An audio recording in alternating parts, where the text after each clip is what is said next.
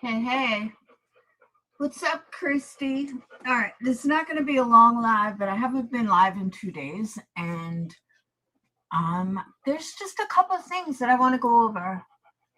Some people should definitely stay away from true crime because they're not good at it. And on that note, just a couple of things I want to discuss, want to go over. I know it is 1 o'clock in the morning, so it kind of depends how many people are here will be how long this live is. So if it picks up, we'll make it longer. If nobody shows up, we're going to cut it. So let's do it. Let's get into the intro. Show. Ladies and gentlemen, step right the fuck up. Welcome to the shit show. Come in, sit down, and shut the fuck up.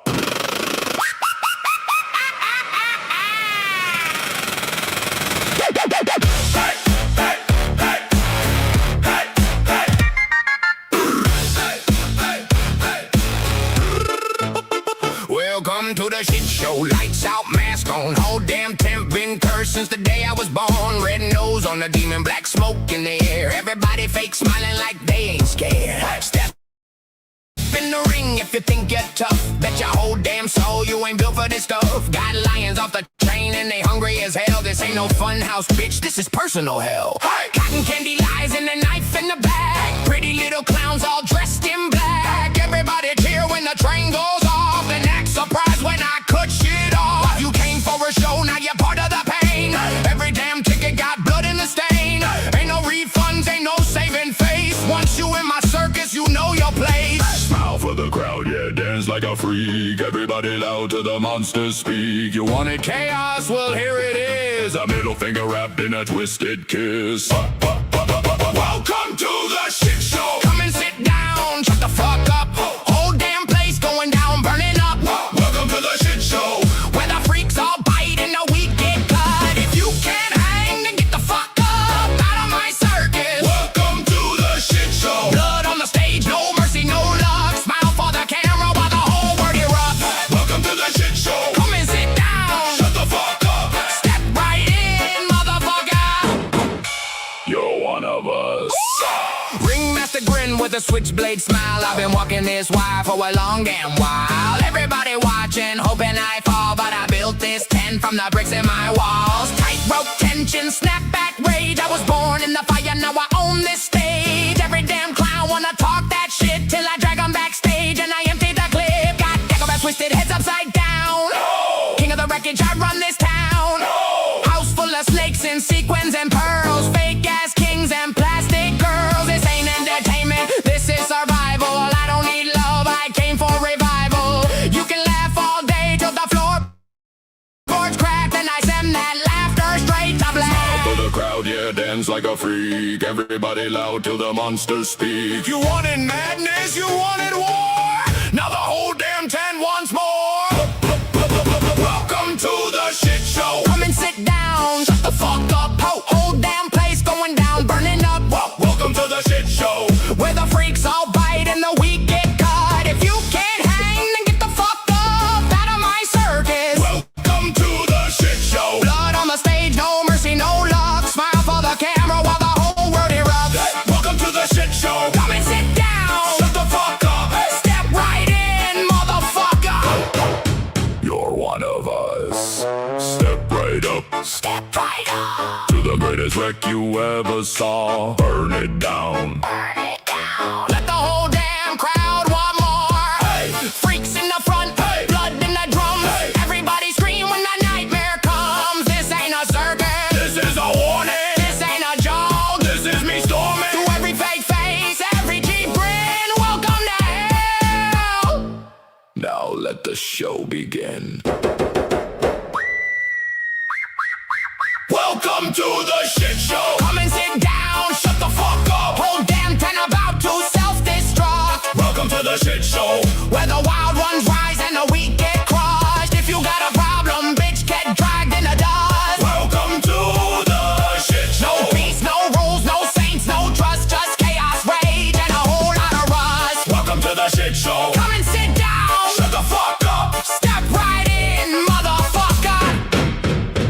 the show's fucked up. Thank you for coming. We know you'll never be the same. Now get the fuck out! Or stay and burn with the rest of us.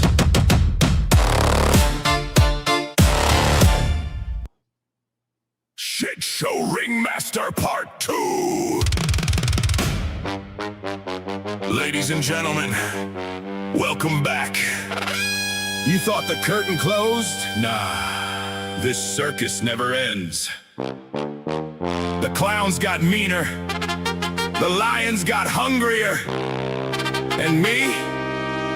I'm still the motherfucking ringmaster.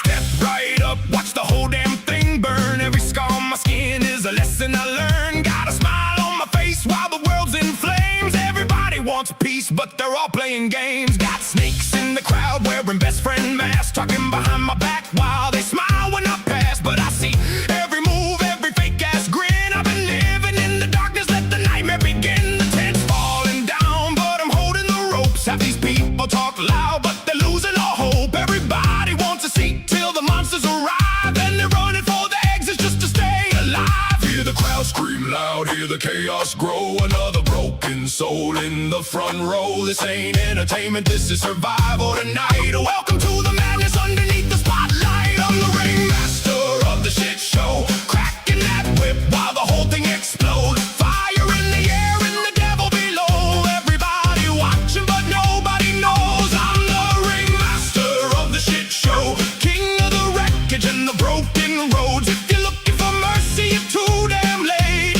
Welcome back to the circus of hate. The bearded lady's drinking, the clown lost his mind. Strong man's throwing punches and he's running out of time. Acrobats falling from the top of the tent, and the crowd keeps cheering like it all makes sense. Every ticket sold was another damn lie. Every smile in the crowd got a demon inside. I built this place from blood, sweat, pain, and rage. Now the whole world's trapped inside my cage. Try to bury me again, better dig deeper this time. I'm the voice in your head and the reason you hide. You created this monster, now you're scared what you made. So grab some popcorn while the whole thing decays. You wanted a villain? Congratulations, you built one. Every lie, every betrayal, every fake friend, every knife in my back. You fed the beast, now sit the fuck down and watch the show.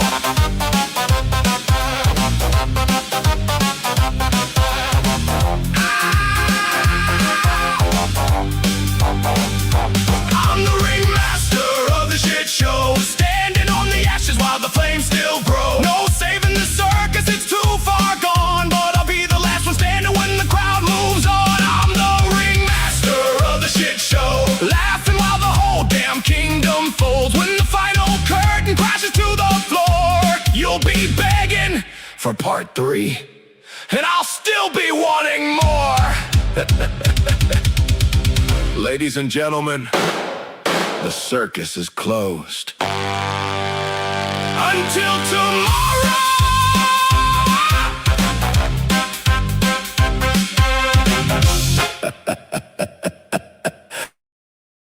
Until tomorrow.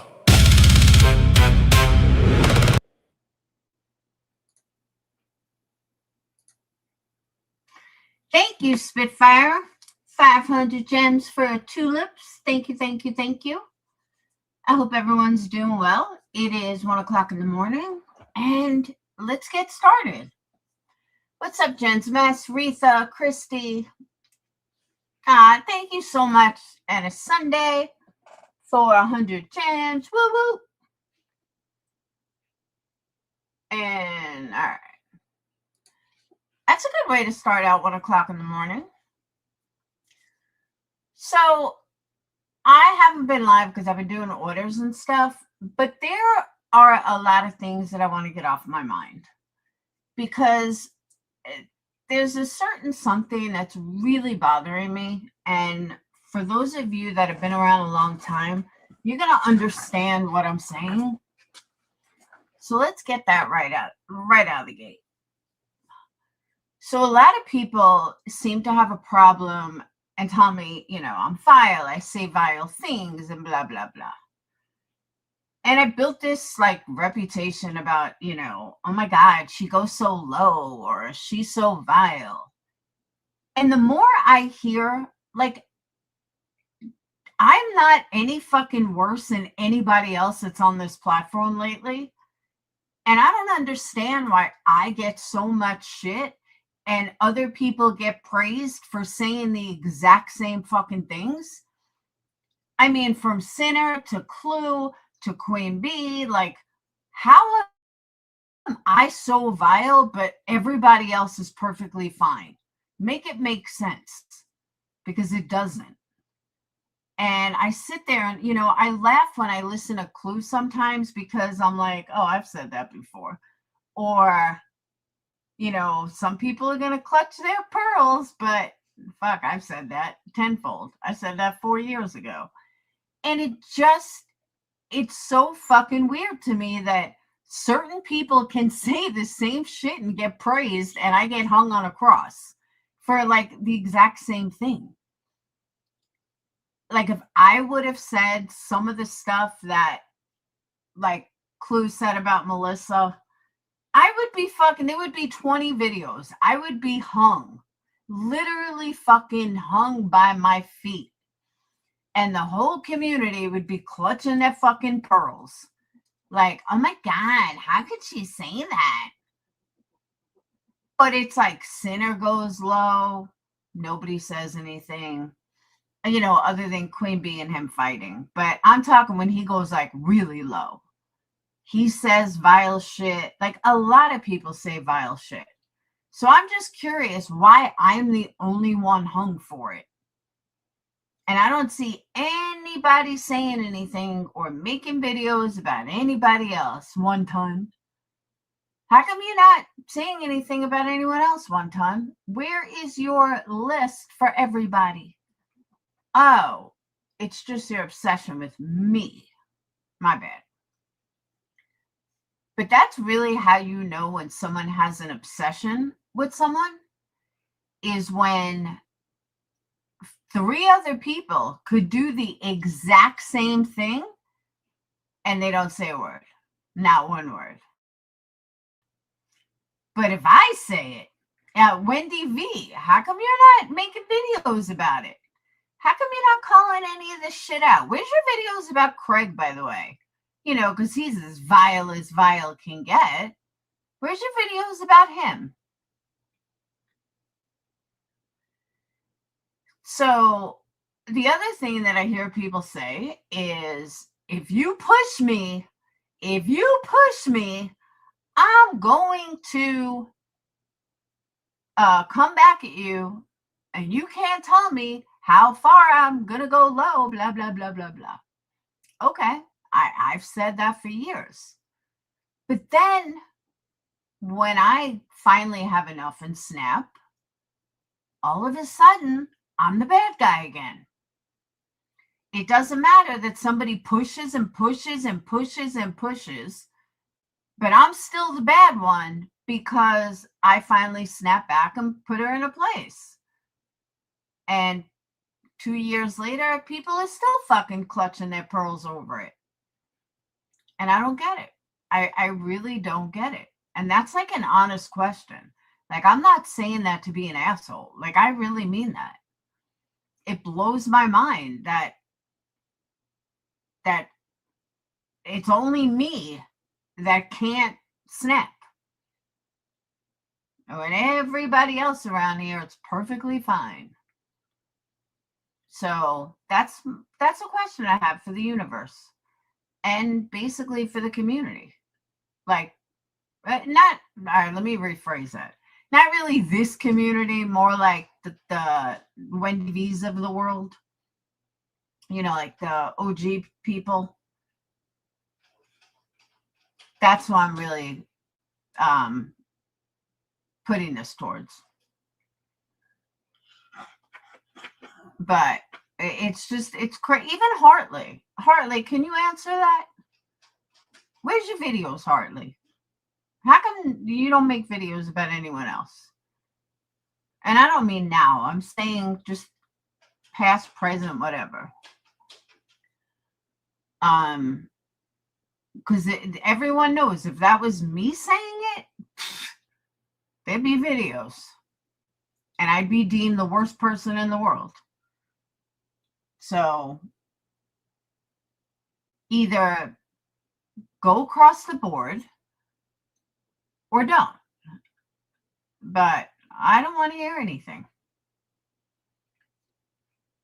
No, that's not what I mean, Yarn. I'm just saying, like, if you heard some of the stuff Clue says when she's mad, you would laugh because you'd be like, yeah, Laura said that. Yeah, Laura said that before. And when Clue says it, it's perfectly fine. Nobody cares. But these same people have videos about me, like clutching their pearls. How dare I say something like that? And, well, does it not go for everyone? But I find it funny because she really like says things that I've said like 3 years ago. Different people, like change the names. And that's part of where everybody thinks, oh my God, I'm so vile. I'm so this. Really? So I just laugh when I hear Clue say it. And you would too, yeah. Anyone that's been with me a long time, Denise, you would laugh if you hear it. You'd be like, oh yeah, I've heard that before. So thank you, Hartley. You know what I'm saying though? I mean, think about it. Is Clue saying anything? Have I said anything different than Harley has? I mean, than Clue has? No, pretty much the same shit. So how come nobody clutches their pearls when she says it? But I got 1,000 fucking videos made on me, and I don't mean you. I'm talking, you know who I mean, Wendy V and fucking One Ton, and it just constantly, and it's fucking weird. I'm like, I don't get it. I mean, obviously I'm not as liked, but you know what I mean? Like, it's just weird. Because again, there's not even Sinner. Sinner says some of the most heinous, vile shit, and there's no videos about it. It's like, are people scared of him? I mean, I know like Hartley's made videos for QB against Sinner, but I just mean some of the vile shit that man says. And it's like nobody makes videos about it. Now, I understand Queen Bee's people not wanting to focus in on it because of all the bullshit between him and Queen Bee. I get that. But there's a lot of clip channels out there. Oh, that's all you heard, Harley? See? Thank you.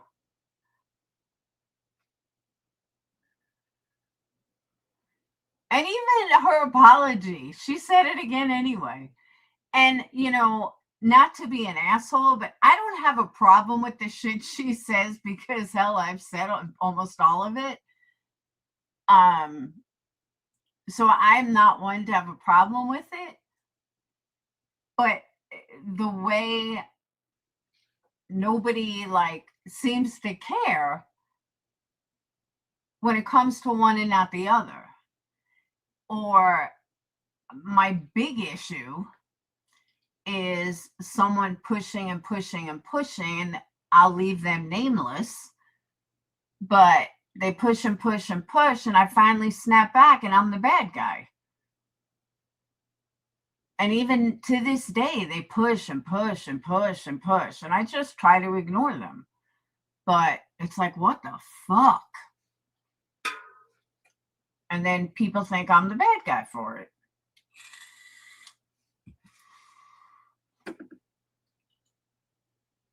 So, but Harley, I'm glad you're here. I'm glad you acknowledge that.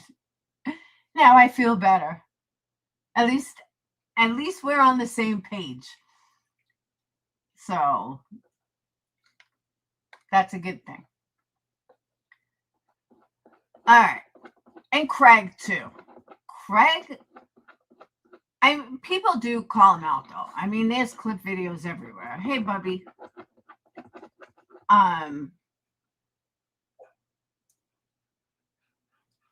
But what I don't understand is Sinner is a main one. I don't understand why people aren't clipping him, taking his videos. I mean, every time I tune into him, I'm like, oh my God, I can't even listen to this. I mean, granted, a lot of it is rinse and repeat the same things over and over and over, but he goes low. Like really fucking low. And maybe it's because nobody wants to actually listen to him, which is why nobody makes videos about it. Thank you, Cat Pack. But I mean, he's fucking vile. And I'm like, damn. Where's the videos? But again, I understand maybe some people just don't want to call it out. They don't want to give it attention. I get it. But it's got to go across the board. So Clue had an epic fucking rant today on Elevated Truth, but I guess he deleted it as soon as it was over. I knew I should have recorded it. It was fucking epic. Now, I don't know what she was even talking about, if she was even factual, if it was right, I don't know. But it was a good rant. Something about Jonesin and Elevated Truth, and I don't follow Jonesin anymore. I haven't watched her in months, so I don't really know what's going on. But I did hear Clue and Cletus talking, saying she was entertaining. I got to disagree with that. I don't find her entertaining at all. I find her highly annoying and just yelling and screaming and obnoxious. And no, that's just not my style. So I have to disagree with them that she's talented, or she can be talented. Now, yeah, I was in there. Someone in Discord had posted it. Hey, troll. Someone in Discord had posted it, and I was like, all right, I was working. Let me go listen. And she just had this epic rant. I just get bored with him. Yeah, I do. He gets boring. That's what I'm saying. It's probably why nobody records it. But I'm not that fucking exciting. And yet, some people want to record everything I say.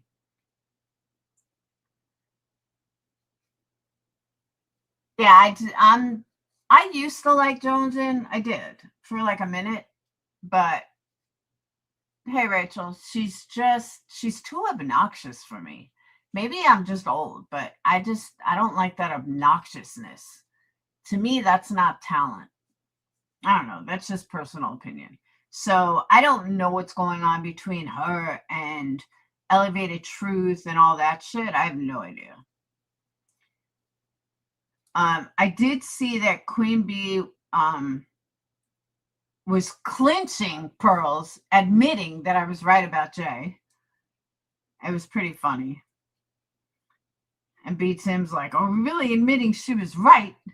I'm actually right about a lot of people. Sometimes I only talk in private about it, but I'm usually right about a lot of people. Very few have I been like completely wrong about. And if I have, I'll say it. But as far as scammers go and just phonies, I've been pretty accurate. I said the same thing about nonsense. Now, did I expect nonsense to be as shady as she is? No, I didn't.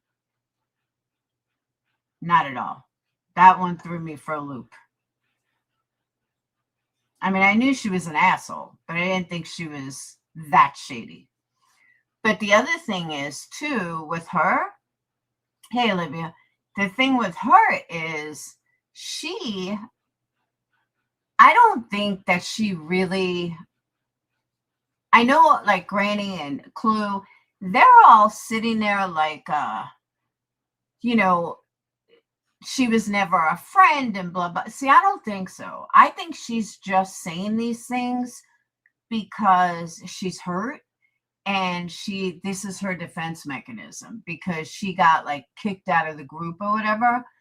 So I personally think they're all reading it wrong. I don't think that she really feels like she was never their friend, and I just think that that's her defense mechanism, and that's just my opinion. So, well, I knew Nonsense was an asshole, but I don't think that she was never their friend. I really think it's just her defense going up, that this is how she's protecting herself from feeling like, she burned someone or got hurt. That's just my opinion.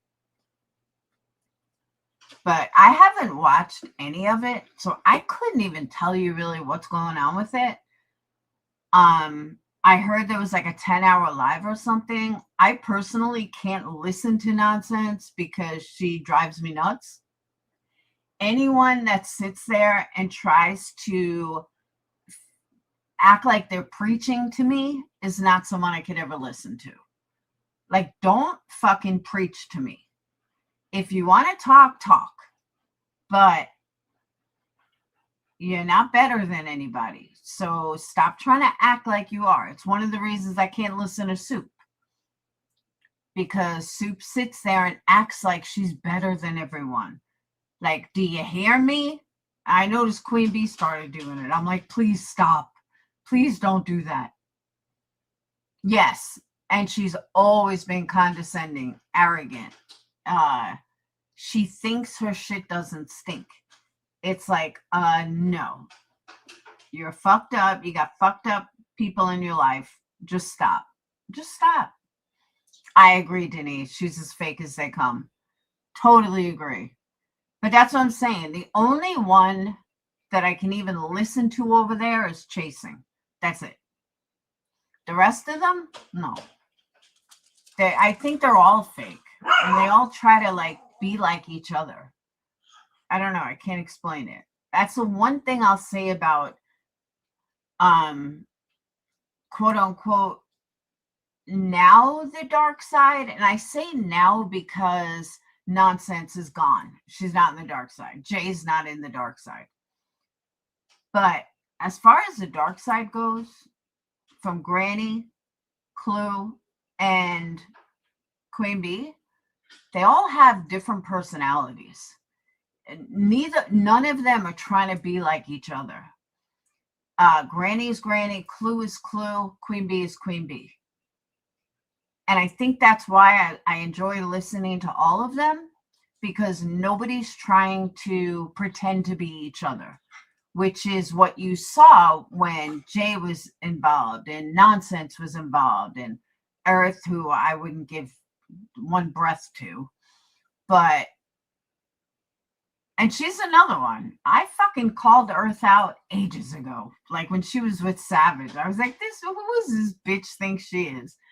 What a phony asshole. Yeah, so does a lot of the gray side. The only one that I personally don't think does is Chasing. Chasing's her own person. I may not agree with her all the time, but she's her own person.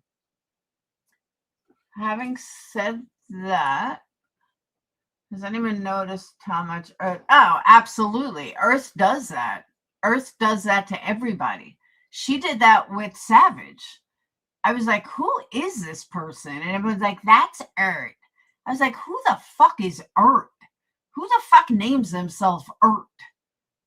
And then she was going on Queen Bee's, and that was when like the dark side was kind of forming, where she left Queen Bee and then she was hanging out. I'm sorry, she left Savage and then she was like hanging out with Queen Bee. And I'm like, oh my God. I was like, if this is what this community is turning into, I will gladly be an outcast. Hands down, no problem. I will not fuck with these people. And it's kind of nice to see, them fading out. But yeah, Ert. I can't even call her Ert. It's such a fucking stupid ass name. Earth, she caters to whoever she's with. She catered to Savage. Now she caters to nonsense. Like, she reminds me of a reality. She does. She's like, nonsense is reality. Like, she looks up to reality. I'm sorry, Earth looks up to nonsense. Like, nonsense is her go-to, her end-all be-all, her mentor. Like, bitch, shut up. I'm sure they spend hours on the phone, like hours, just yapping it up. I don't know, it's fucking weird. But that's the one thing I'll say about what's left of the original Dark Side: Granny, Clue, and Queen. And not one of them tries to be like each other. And I can appreciate that. And Queen Bee's sidekicks don't try to be like anyone else either. You know, B Tim is B Tim. Rowena is Rowena. Who else is a regular over there? Small town girl, small town girl.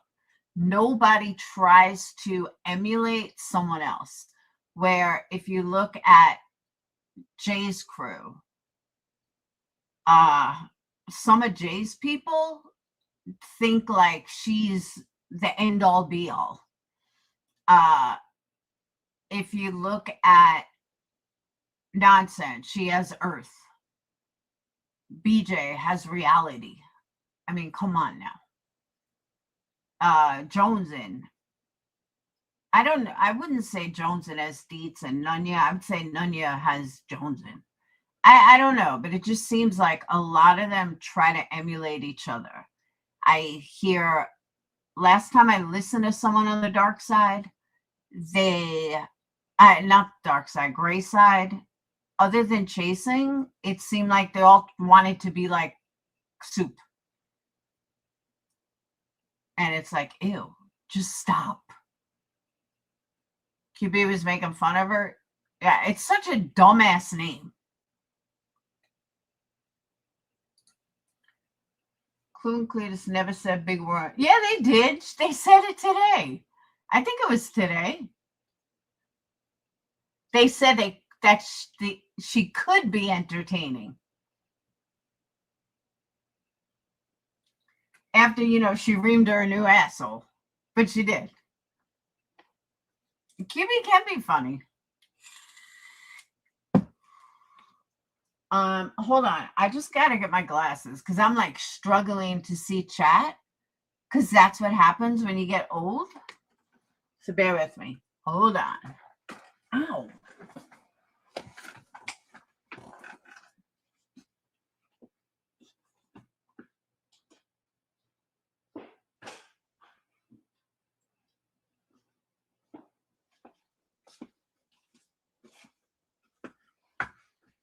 And then there was light.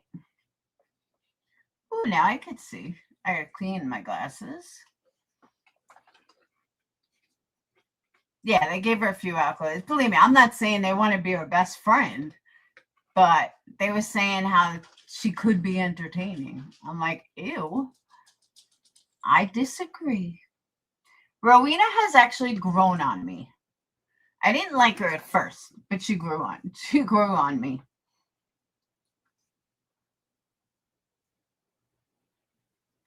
Jonesin could have a good show. See, I don't agree. I don't know.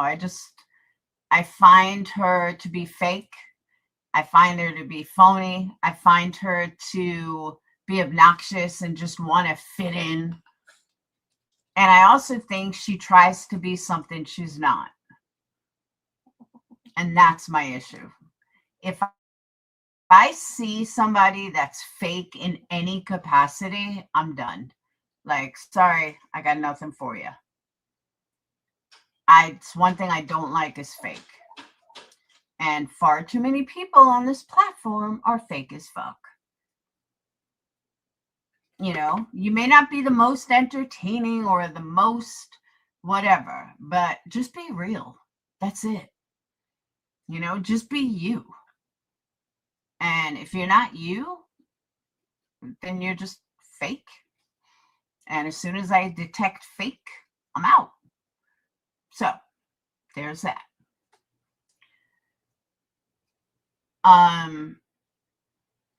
Be yourself, exactly. Good, bad, or indifferent. Just be you. Whoop, let me let the dog in. Hold on. Entertain yourselves. Hold on. Ugh.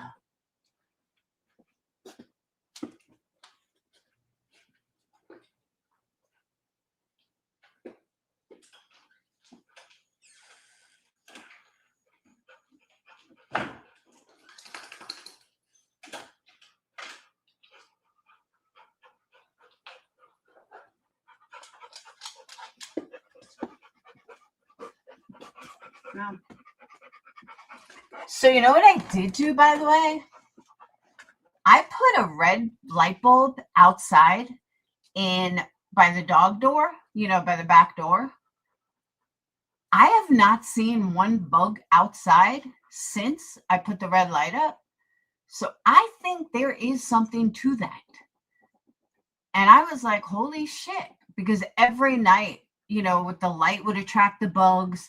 And as soon as I let the dogs out, there'd be like a million fucking mosquitoes and bugs crawling on the ground and bugs crawling on the door.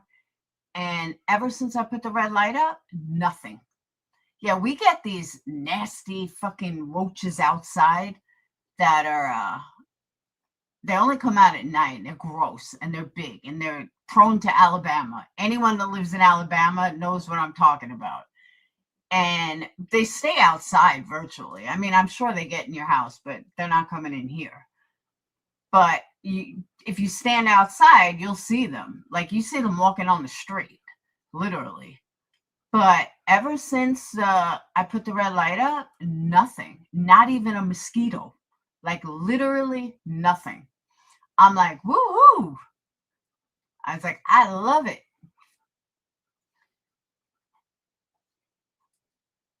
I didn't think it would work, but I haven't even seen a damn mosquito. Like nothing. No flying bugs. Like clean as day. As soon as I open the door, I'm like, oh my God, this is so nice. Literally, this is great. They sell light bulbs that are yellow for your porch and claim to keep bugs away. And seen them in here. Yeah, no, I haven't seen yellow. I just put a red one. I'm like, you know what? Let me switch out the outside light in the backyard with a red one and see what happens. Yeah, nothing at night. And you would think it's summertime, you're going to get bugs flying at night. You always do. Nope. Not one bug. When I open the door, nothing tries to fly in. Nothing. I'm like, this is awesome. I mean, it's kind of dark out because it's so red, but it's awesome. I don't mind letting the dogs in anymore or out or something. But yeah, I took the advice of let's try this red light and see what happens. But it's not just roaches. It keeps away everything. Red light in the outside. No, I'm not for sale, but it's in my backyard. It's not in the front. It's in the back. But no, we get these bugs. Someone told me they are a kind of roach. I don't know, but they're like the size of Detroit. They're fucking huge. And you'll see them, like you take the dog for a walk, you'll see them on the street. Like literally in the middle of the day, you'll see them walking on the sidewalk. They're like everywhere. But I haven't seen one outside. Yeah, Kimmy, you know what I'm talking about. I'm telling you, Kim, I put a red light in the backyard, and I have not seen anything, nothing since I put the red light up. And I haven't seen one of those fucking bugs either. And I just keep them right outside. Hey, Lacey, I haven't been live in 2 days. Seen them around the pool. That's what I'm saying. They're gross. Hey, stalker.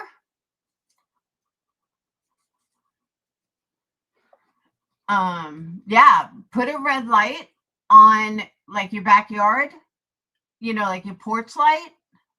I'm telling you, nothing, Kim. There hasn't been a mosquito, no flies, nothing. Soon as the sun goes down, I turn the light on. And then even just now, I mean, it's 77 degrees. I always get, flying bugs on the screen door. Got a brand new screen door. Welcome back, stalker. And boom.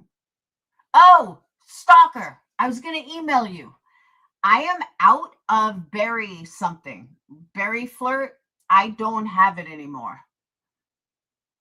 But I can tell you, I got 2 amazing scents in. One is cream brulee and the other one is tiramisu. Oh my God, they smell so good. So I can switch it out for those. I can give you a pumpkin. All right. But both of them smell so good.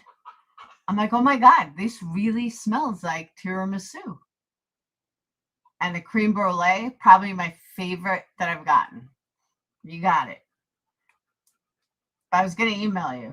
I had a huge order that I had to finish tonight. Oh, it is, Denise. I'm glad I ordered a lot of it because it is so good. I was like, I am in love with this. I haven't made a candle with it yet, but out of the bottle, it smells amazing. So hopefully it turns out just as good.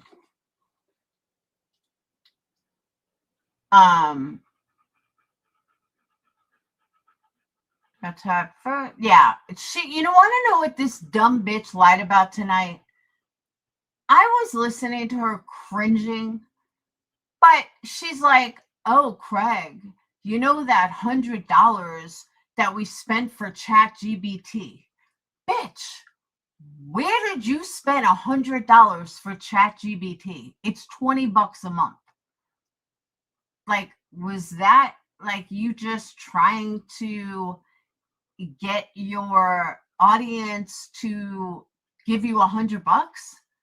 Why would you spend $100 on ChatGPT when it's fucking $20? I pay $20 a month. I pay $20 a month for Claude. But why would you pay? Where would you pay $100 for? Makes no sense. Right, Yarn? I'm like, and I didn't bother looking it up, but I have ChatGPT. It's $20. So she'll pay, like, I don't know what the fuck she's paying $100 for. I don't even think you can pay $100. Let me look. She does lie to just lie. Beej in reality, a flat out line. Oh, believe me, I know. I know. I said that, Luma Wolf. I said that to Just Irish. And I was like, they don't know anything about this fucking case. They are talking out their ass. Believe me, I went on this whole rant. I'm going to get to that, Luna. But I did. I went on this whole rant to Just Irish. But I don't think Just Irish follows either. But yeah, we're going to get to that.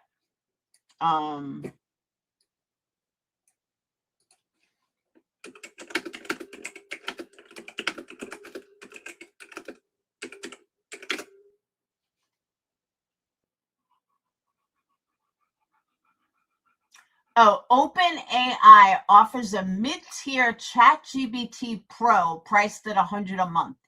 The plan is tailored for heavy daily users, coders, and power professionals. Here is what you get for the 100-month plan as compared to the 20. You get roughly 5 times higher usage limits for advanced coding, which she doesn't do.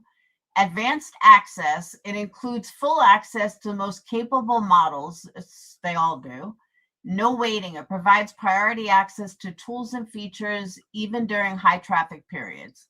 That is the biggest waste of money ever in the entire universe.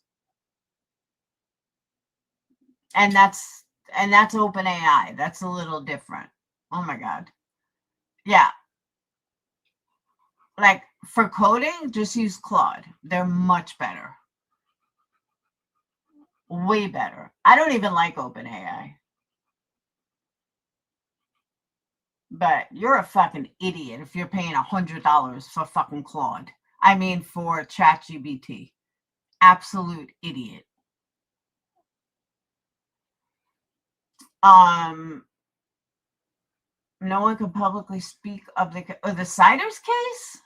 Oh, that I didn't know. I haven't followed it that close, but I do know that what Brittany and Reality were talking about were fucking stupid.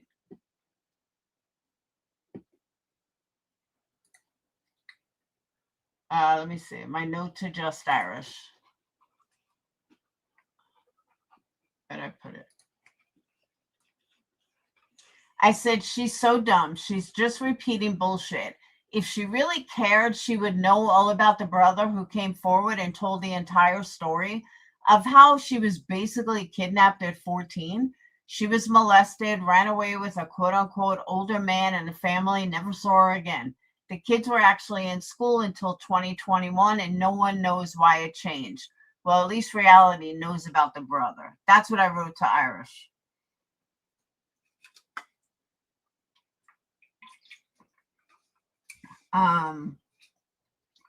The official's words to the public of the family are under scrutiny. I did not know that. There is a creator I found who actually does extensive research on it. Shit, what was her name? That's how I found about the brother interview. And that was like a week ago. But the way I understand it, she met an older guy who was like 3 or 4 years older when she was 14. He basically groomed her, and she ended up running away with him. And then she ended up pregnant every single year. The dad that was allegedly stabbed by the son in Bama. Do you have an update? I do not have an update. There was another news story out of Alabama that I forgot. He wasn't allegedly, he was stabbed. We had an Amber Alert tonight too. Yeah, the parents signed for her to get married. Have you seen the brother's interview? It's pretty interesting.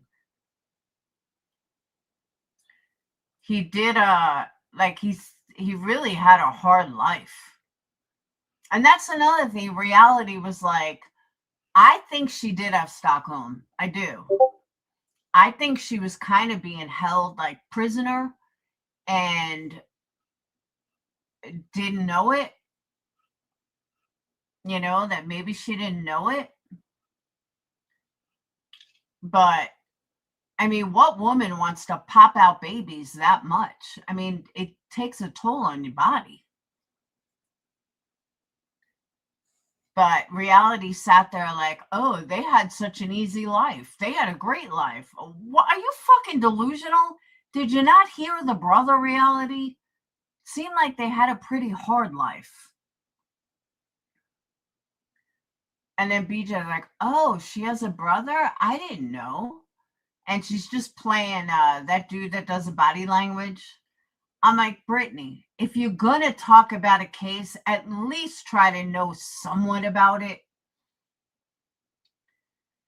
I can't personally imagine someone being that young and not being groomed. And when you hear the brother speak, it's just a rough life. It's a 144 video. Hold on. Did you post it in crime chat? Oh, Holly, you posted that too. I had said in Patreon, see, I'm bad about which room I go to, but the Lindy Clancy trial starts Friday. The husband is the first witness for the state, but he's sticking by the wife. It should be really interesting. And I guess how they handle it is, yes, the one in Enterprise. How they handle it is going to determine if the trial is even worth watching.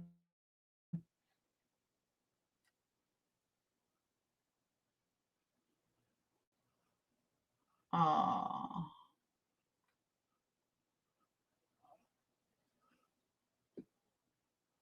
Oh, yeah, you're right. Gag order.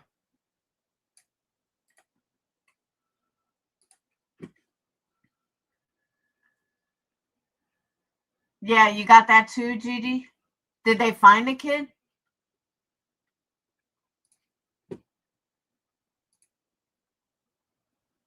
I'm definitely going to watch it Friday. Yeah, and all the eating, like, oh my God, stop the fucking eating.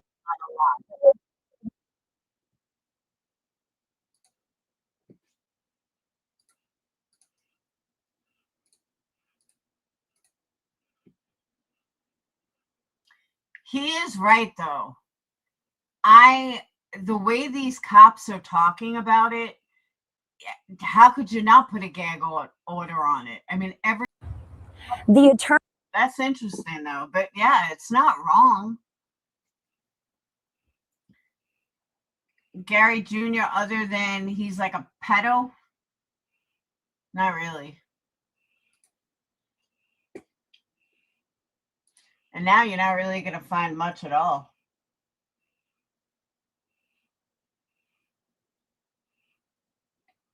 Becca Scoops, that's who it was. That's who had the interview. If you want, hold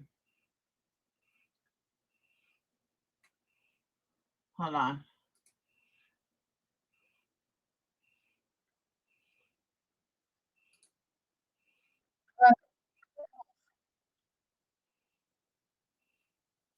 If you guys are interested, I'll play it. This chick is like, this video opened my eyes a lot. I never heard of her before. She came up in my recommendations one day, and I was like, oh, she's talking about Cider's case. Becca Scoops. Jeremy was the golden child. You're going to hear more about that. My own aunt last night texted me, and I'll send it. I'll share it. I don't care. She said, you need to stop going over there running your mouth. I'm not running my mouth. I'm the only one. Now, this family, and as many people know that may be tuning into this, if anybody out there has ever had addiction issues, you know you're as sick as your secrets. And that goes for families that run in abuse also.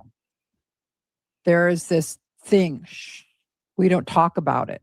Don't talk about it. And that's what they're telling Joey, these older people, according to Joey. Of course, this is all alleged, that not only his parents are saying, don't speak out. In fact, they told him, don't speak out or we're not talking to you, basically.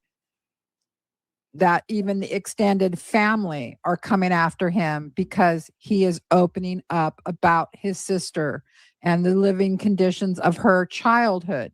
And he's saying, look, somebody's got to speak for Elizabeth. He's very angry at these people for not opening their mouths after she was arrested. Okay. So this ties into reality telling Brittany, oh, they had such a great childhood.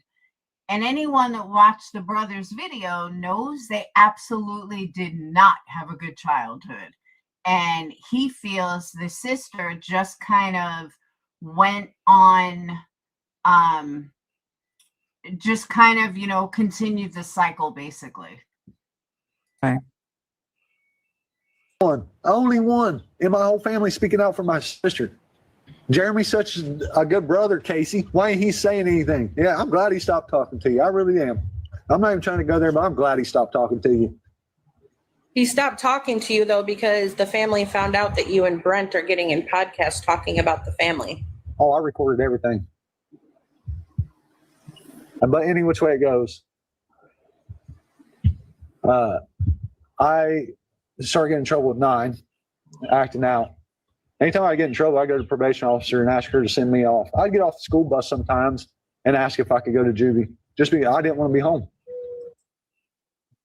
Imagine being a kid and saying, take me to juvie because I just don't want to go home.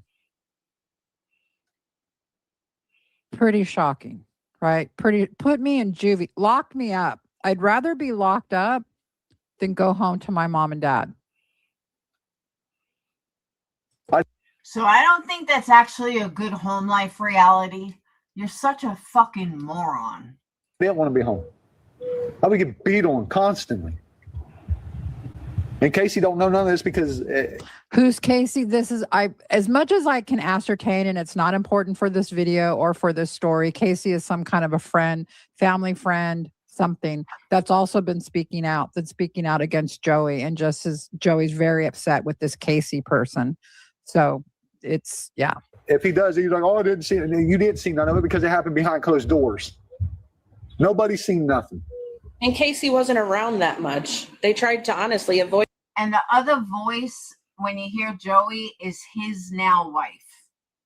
They have a podcast or something on TikTok, I guess. Him. I guess this Casey was a friend that's saying no, that they weren't abused or whatever. And Joey's like, yeah, dude, you weren't there. Okay. Yeah. And typically when you've got these problems in a family, when you got someone like this, right? And what I mean like this, Joey, who's admittedly had all these problems as a child, like horrible problems that he's going to get into.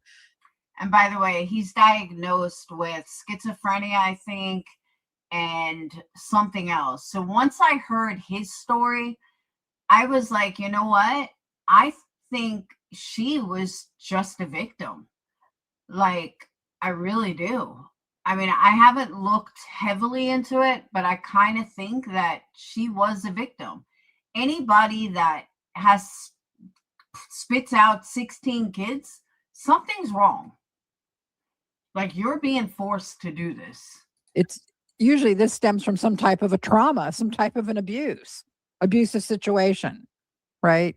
You got this Elizabeth Siders, the daughter who we're speaking about today, who, goes from being a cheerleader at one moment, goes from being a cheerleader to becoming pregnant and married at 15.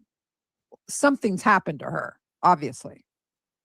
Because he was. So that's the first clip. All right, you guys, let's go ahead and get right into the second clip, because this is going to dovetail right into the kid. By the way, the children's ages 18, 16, 15, 14, 13, 11, 10, 8, 6, 5, 4, twins, 2 twins, 1.5-year-old twins. Not to mention the conjoined twins that were born and died of natural causes. They were conjoined at the chest area. Yeah, like Siamese twins. They were conjoined. So she's had, given birth to 18 children, and she's 33 years old. All right, let's get into the second clip, and we're going to hear a little bit about these children, and it's going to contradict what we've been told by the law enforcement officials that are trying to prosecute this case. Son, I want the best for all my kids. I want the best for Elizabeth's kids. But for them to sit there and attack us and not know that me and her was abused when we was kids, yeah, maybe I did deserve it because I was out breaking in houses. I was catching stuff on fire. I was doing all kinds of stuff, fighting, taking guns to school. I was doing it all. I was drinking at school. I was doing it all. I never did drugs. I was smoking weed, but I don't do drugs. I drink back then, but I don't like that stuff now. I think it's disgusting. Cigarettes and greenery is all I do. And the reason I do that, I have so much anti-social. They want to know, Jeremy. Oh, I absolutely believe her brother. You should hear the whole interview. I mean, it gets a little long and boring. She's actually highlighting the best parts. Yeah, I just found her a couple of days ago. I happen to like her. She's very detailed. This is, as you can see, as far as I've gotten, but she's very detailed. He was abused. No, They're asking about Jeremy, the middle son. Did this happen to him too? absolutely fucking not. Absolutely not. Jeremy was not lying when he put on Facebook the other day that he was the golden child. He absolutely is. That boy could do no wrong. I think they are good vibes. I'm not for sure if they are, because they are from over towards Mount Alto. I can take you right to the Siders' very first house they grew up in. It's going towards Mount Alto. Parker's going towards Parkersburg, West Virginia. I can take you right No, to it. Jeremy's the middle child. Joey is the oldest. I'm the oldest. Jeremy's the middle. Elizabeth's the youngest. And whatever happens to me, I've been threatened and everything. I don't care. I've got my sister's stuff out there as much as I can. No, we are going to speak, babe, really quick. I do want to bring up, as a lot of people want to know, in the press conference, yes, this is Elizabeth's brother. In the press conference, it was said that the oldest child could not speak or say her own name. We've been given so many social media accounts for the girls. It's This would be the 18-year-old who legally at this point would be an adult. unbelievable. And there was speculation, okay, well, maybe this was the parents running the social media. If you go and you look at their TikToks, you can clearly see that these girls were reaching out for help, and they were making just the vibe they were giving off is they were uncomfortable with their father. So I don't think that would have come up at all. So in case you're not that familiar, let me explain what they're talking about. It seems that the kids had social media accounts where the police were saying they were so I can't think of the word. They were too thin. They couldn't speak. They were horrible. Well, according to what the brother says and what other people say is they could communicate. So that's kind of where people don't know why it's a discrepancy. If it was them doing it themselves. Now, we have an additional report on this that does also have to do with Joey, but just to make it more concise, we're going to bring up this clip. This really shows exactly what was going on. Did the girls, these two older girls, the 18-year-old and the 16-year-old, did they have social media, or were they feral? Were they non-communicative? Do they not know how to write or read or anything? Let's take a listen to this clip. I think it's going to be very, very telling for all of us. Oh, sorry. This is from one of the girls' posts. This is Facebook post. I'm going to turn off the music just in case it's copyright. I don't think it is. But this is something that one of the older girls posted. This is in front of that deplorable house, but the cats. But this is something that she posted. And you're going to also see that she was on social media. Okay. This was sent to Joey by a young man from India who was supposedly in a relationship with one of the older girls. The two white arrows point to, the top one points to one of the girls' names, and the bottom arrow points to the other girl. Well, they were in school up until 2021, and then they stopped going to school. Nobody knows why they stopped, but they were in school up until 2021. Name. I'm talking about the 18-year-old and the 16-year-old. Okay. But is it true? Yes. Let me show you this clip that really is going to explain this whole social media thing. Were these two girls really on social media or not? Which really, it's going to make a difference how people look at this case, because it has been portrayed to people by law enforcement that they were kind of that they didn't have any access to anything like that, and they could barely talk, or they couldn't even write their name. And a lot of allegations have been put out there. So let's take a look at this clip. Hold on. More questions I have about what we've been told about the 16 children rescued from that Ohio home. It appears at least 3 of the older children had social media accounts. Elizabeth's brother Joey sent these messages to me. He also posted this on his Facebook saying, I thought my nieces couldn't read or write. These are messages between her and her ex-boyfriend. He says they had to break up because of her neighbor Mike. He sent proof of everything. The lies need to stop. The speculation needs to stop. Clearly the neighbors knew. Clearly she could read, write, and speak. We just want the damn truth. Praying day and night for my nieces and nephews. He says he received them from someone claiming to be the 18-year-old's ex-boyfriend. I can't verify the messages, but I believe they are real. Go ahead and pause the video if you want to read through these messages yourself, but basically this is what's being said. The account believed to belong to the 18-year-old says the previous account had been hacked or taken over. They say they don't know who got into it, they lost the password, and they were trying to recover the account. At one point, they're asked who got the account, and they respond that they have no idea, even after asking their dad. Then the conversation just... Yeah, but in all fairness, nobody was in their life. The brother is the only one advocating for her. kind of carries on. She doesn't seem to have any trouble carrying on a text conversation. Authorities have said she's developmentally delayed, couldn't speak clearly, and couldn't even write her own name. Seeing these messages made me rethink the picture many of us had after that first press conference. I think they add some important context. They appear to show someone carrying on conversations, trying to recover an account, and communicating in ways that many people probably wouldn't have expected based on those initial descriptions. I'm just wondering if we've been given the full picture. There are still a lot of questions surrounding this heartbreaking case. I'll keep digging and keep you updated as I find new information. Okay, now that you know that, let me bring this back up. You see there where I have the two girls' names on the white arrows blurred out. They're both ciders, blah, blah ciders and blah, blah ciders. These are the two girls, all right? And then I have this, there's a red circle there.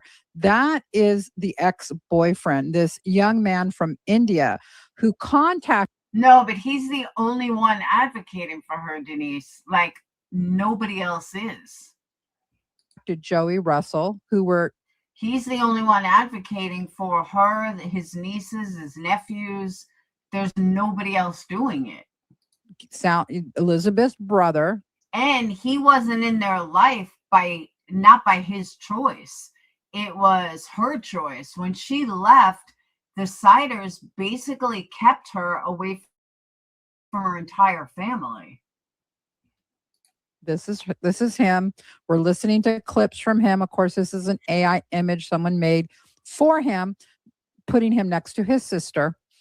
And Joey was sent from this young man in India saying, hey, look, I'm hearing these law enforcement officials saying that her name, I won't say her name, didn't have social media and, can barely communicate. And these people are feral. These kids are feral and yada, yada, yada.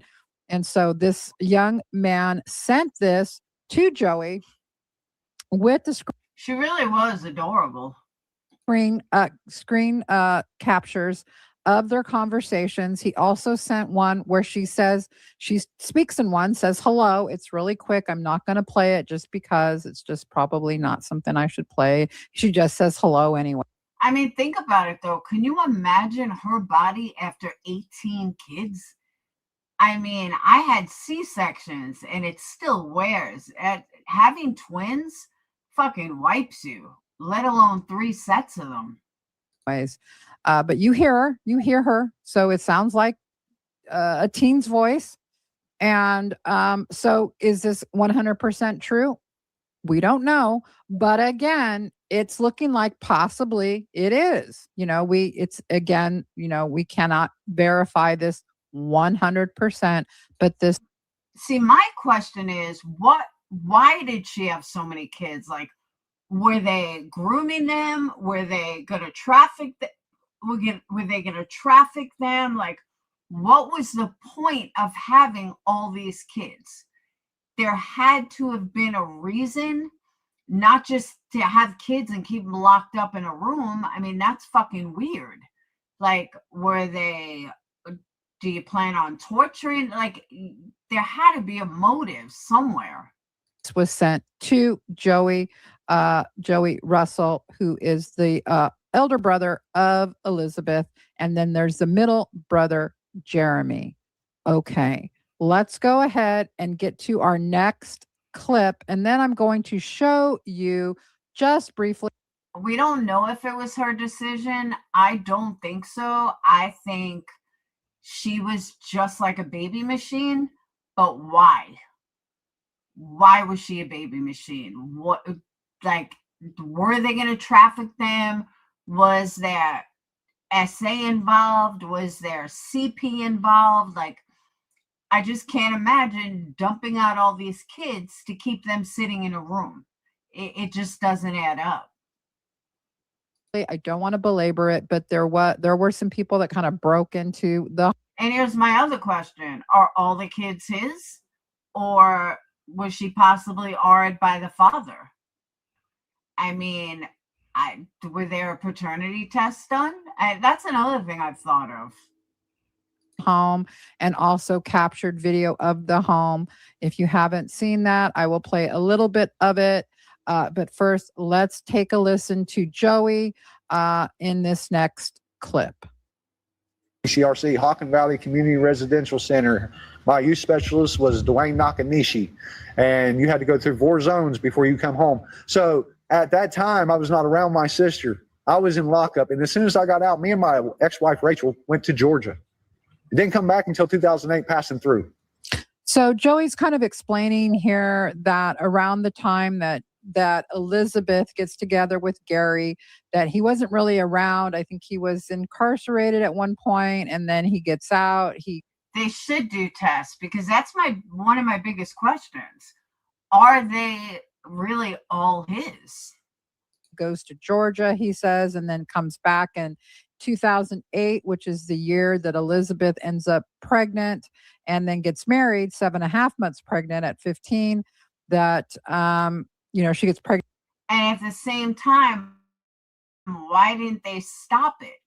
Why didn't the doctors do anything? I know that they went to different hospitals and stuff, but it just seems like they could have done so much more. Like, give her a fucking hysterectomy. Like, you can tell by her uterus how many babies she's had, even at different hospitals. And around 14 is what Joey said. Besides that, there is this allegation that started with Joey that. I agree, Red. But again, what were they doing with all these kids? Like, if the kids were being trafficked, okay, that's why you wanted so many. If the kids were being groomed for something, okay. But to have 16 kids sitting in a room, why? Why have so many kids just to sit in a room? Elizabeth had a child at 13. That came from Joey. Joey got his dates wrong. He got the age wrong. So there was no separate pregnancy. The pregnancy Joey was talking about at 13, he got her age wrong. It was 14. Okay, when she was the junior high cheerleader, 14. So that has been, a lot of people have gotten that wrong. Even news reports have gotten that wrong.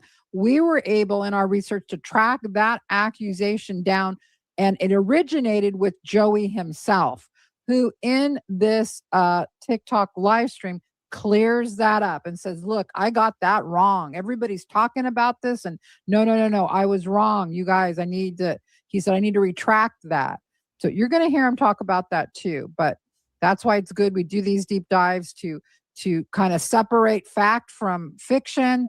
And, all these different allegations swirling around, it's good to go to your direct sources. And Joey is a direct source as her brother. So anything that occurred between that area, I don't know. I'm not going to tell y'all something I don't know, because I'd be lying, and I'm not going to do that.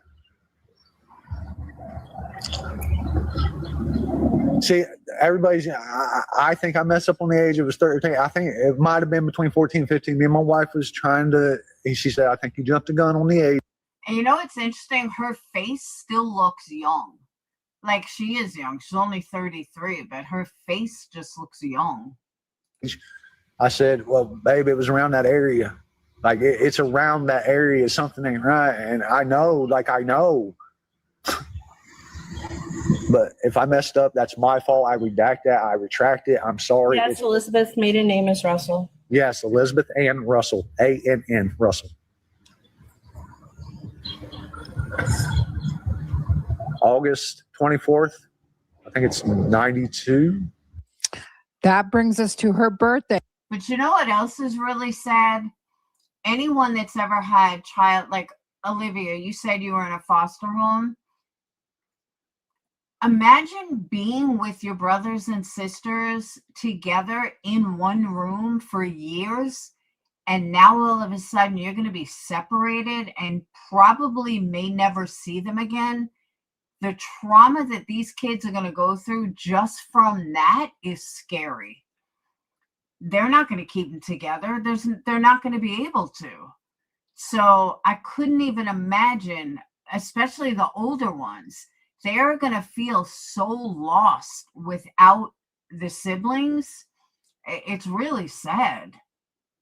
August 24th, 1992. And why does that matter? Well, it matters because Elizabeth's mom, we want to find out about Elizabeth's mom. Was she in her life? Why wasn't she in her life when all of this was going down? Who abandoned who? What happened? Okay, you're going to hear a lot more about Lori Russell, but since that's what I'm saying, a lot of times they do. And when you have that many kids, 16 kids, they're going to separate them. Like they may never even see each other again. Joey has brought up his sister's birthday. That brings us to the mom, Lori Russell, and what we could ascertain as Facebook posts she made every year on her daughter's birthday. And it sounds like, yeah, they're estranged. But to her credit, at least, she's putting up posts. Let's take a look. Now, up there on the left-hand side, you've got two posts there, one from 3 years ago and one from 14 years ago. Happy birthday to my daughter, Elizabeth Ann. Hope you have a great day. We miss you so much. We love you, Mom and Dad. Then under it, 14 years ago, very much the same. A very happy birthday. She's 20. She is 20 today. Okay. Next down, August 24th, 2024, the one in the red there, 2024. So just 2 years ago. Happy birthday to my daughter, Elizabeth. Hope you have a great day. Love you, Mom and Dad. The one above it, August 24th, 2022. Happy birthday to my daughter, Elizabeth. Now, I will say this one from Jeremy Russell, June 30th. I'm assuming it's this year. Says, my sister just wrapped her life up due to indoctrination. It is 100% real. 20 kids and younger than me. The math equals immature piece of shit man involved.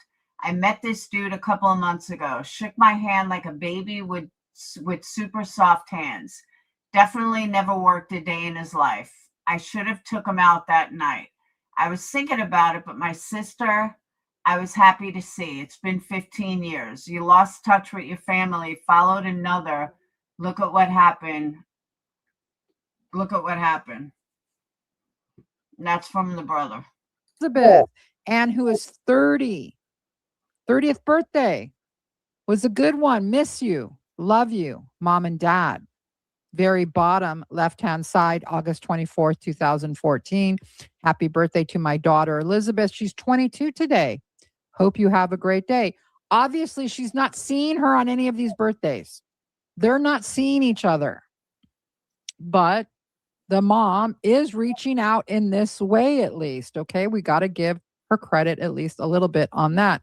Top right-hand side with this now infamous or famous picture of one of the very few pictures we have of Elizabeth from before she was married, it seems like, or maybe she was married here. I'm not sure how old she is there, but the mom writes, happy birthday to my daughter, Elizabeth. It's hard to believe. My youngest is 28 today. Love you, Mom and Dad. And that's August 24th, 2020. Then her brother, Jeremy, there. We added this post, Facebook post from brother, the golden child, according to her brother Joey, Jeremy Russell, middle child, who wrote on the day Elizabeth was arrested. He wrote this on the day she was arrested. My sister just wrapped her life up due to indoctrination. It is 100% real. 20 kids and younger than me. The math equals immature piece of shit man involved. I met this dude a couple months ago. So a couple months ago. That's interesting, right? He saw this guy a couple months ago. So he saw his sister or just this guy? I'm wondering about this Jeremy. Shook my hand like a baby would, super soft hands, definitely never worked a day in his life. I should have took him out that night. I was thinking about it, but my sister, I was happy to see, been 15 years. You lost touch with your family, followed another. Look what happened. Now, I will say that that Joey, and that is his wife, by the way. His wife is the female you hear on the sound on the clips that we're bringing you from his TikTok live stream interview. That is his wife, who is also filling in some of the gaps for us. Said that Jeremy sustained a very bad stroke. And so some of the things that Jeremy says, they say might not be accurate or might be kind of off. So if you find posts from Jeremy that are off, they blame it on his stroke, that his brain isn't fully healed and he still struggles with that. So that is something else that they did tell us. But the takeaway here is we're going to hear a lot of things about the mom. We're going to hear a lot of accusations about this woman. But what we can say is that at least over the last, 10 years, 12 years, she was Thank you so much. Much, much appreciated. trying to at least wish her daughter a happy birthday. But I'm going to let Joey tell the story because it's his story to tell about what went on in his childhood.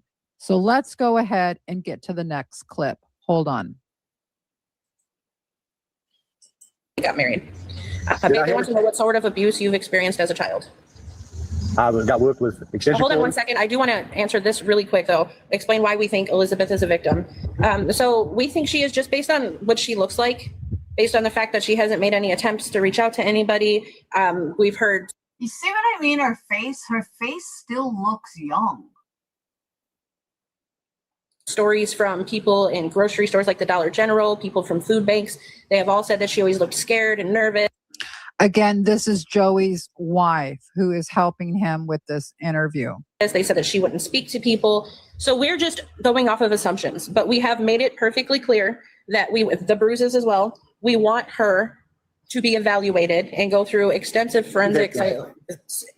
Oh my goodness, sorry. We want her to go through extensive questioning to figure out if she is a victim, because if she's not, we're not going to support her. No, if they say that she 100% is capable, she knew what was happening, and this is her fault, we want her to see the justice because the kids did not deserve this. They did not be asked to be born into this. What I think happened, I think my sister they finally got her off alone. And I don't want to say she was tied up because that just puts a lot of bad things in my head. I don't want to say that. I don't want to picture my sister like that because that's just something we don't picture. And I think she was forced to have them kids. I think she's got a little bit of, what is that, Stockholm, battered women syndrome. I think she's got a lot of stuff going on. And when she didn't talk to that lawyer, I think she's just still timid a little bit and not willing to talk to him because she's scared to death. She don't know nothing right now. The world just hit her.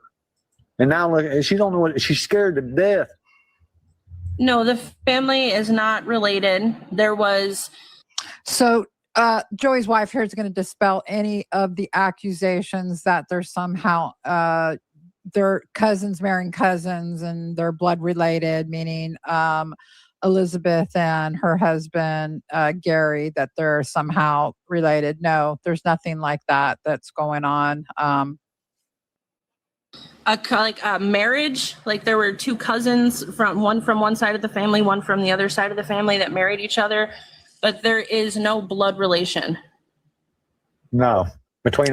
Again, in our first video, if you missed it, we did go over this area of where this Gallia County, Gallipolis, where I think they were raised. This part of Ohio is part of Appalachia, and these are rural areas. These are the impoverished areas. A lot of the time, this is one of them. This is like one of the poorest counties in Ohio where this happened at, and so that's why you know. A lot of people call them hillbillies. They're not hillbillies, but that's what you used to call them, you know. And so there's, people gossip and rumors about, oh, they're sisters and brothers marrying and first cousins marrying and stuff like that. But no, they said that's not happening. That some distant cousins married, but there weren't even any blood relation or something. I don't know. The point is, Elizabeth is not in any way blood related to anybody in the Siders family. The Russells and the Siders are.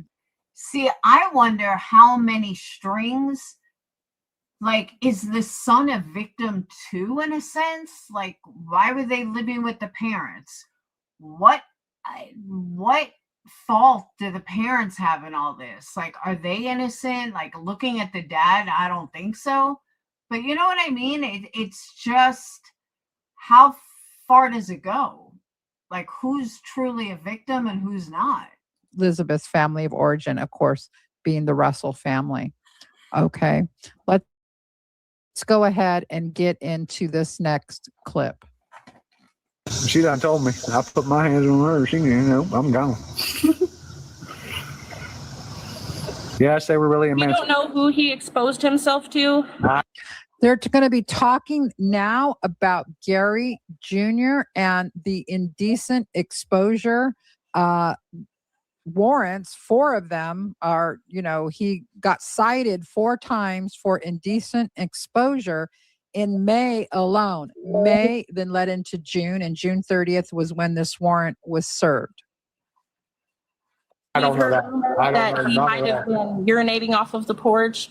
We've heard rumors that he was exposing himself at a park. We don't know.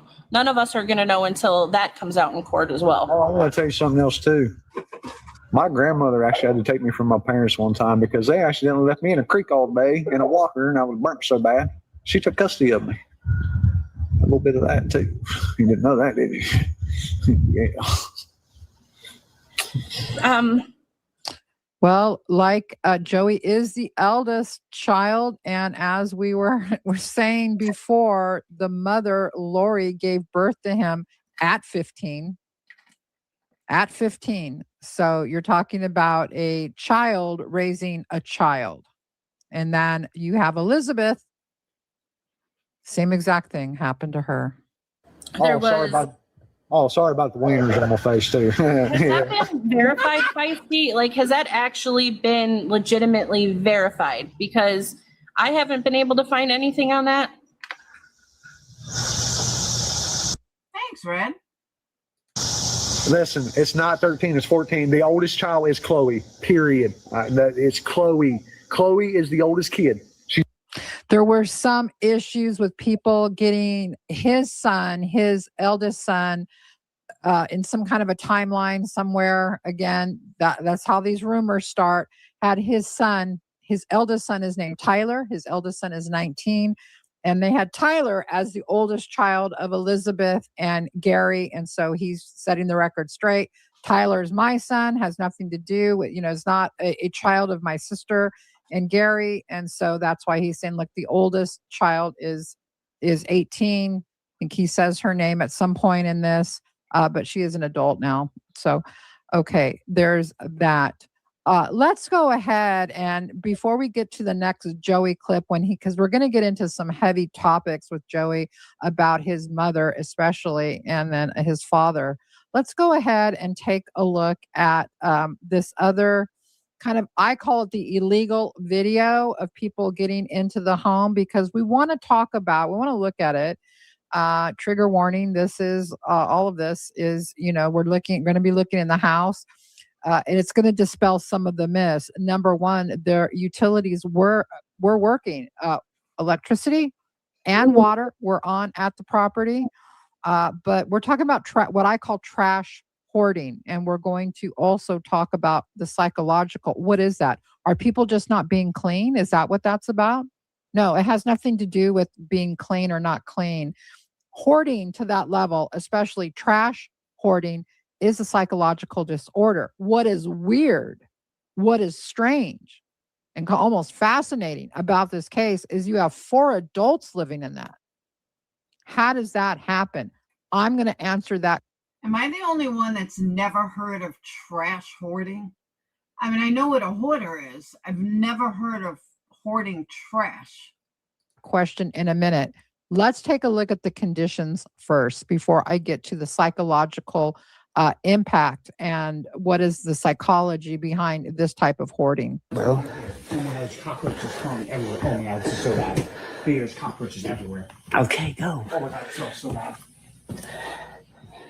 It looks like BJ's house. This is the bathroom. Can you shine your light? Can you shine your light, nigga? Again, I do not condone these gentlemen. They didn't break into the house, of course, the doors were open, but they had to cross the yellow line, the yellow tape of the police. I don't condone it, but this video is out there. So this does have kind of a different look to it. It's at night, what kind of the conditions would feel like at night for these children. Also, it does dispel the myth that at least the utilities were on. I don't, okay, they had running water.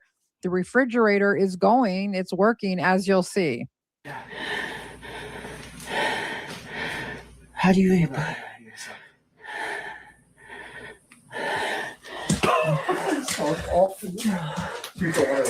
This is their bathroom.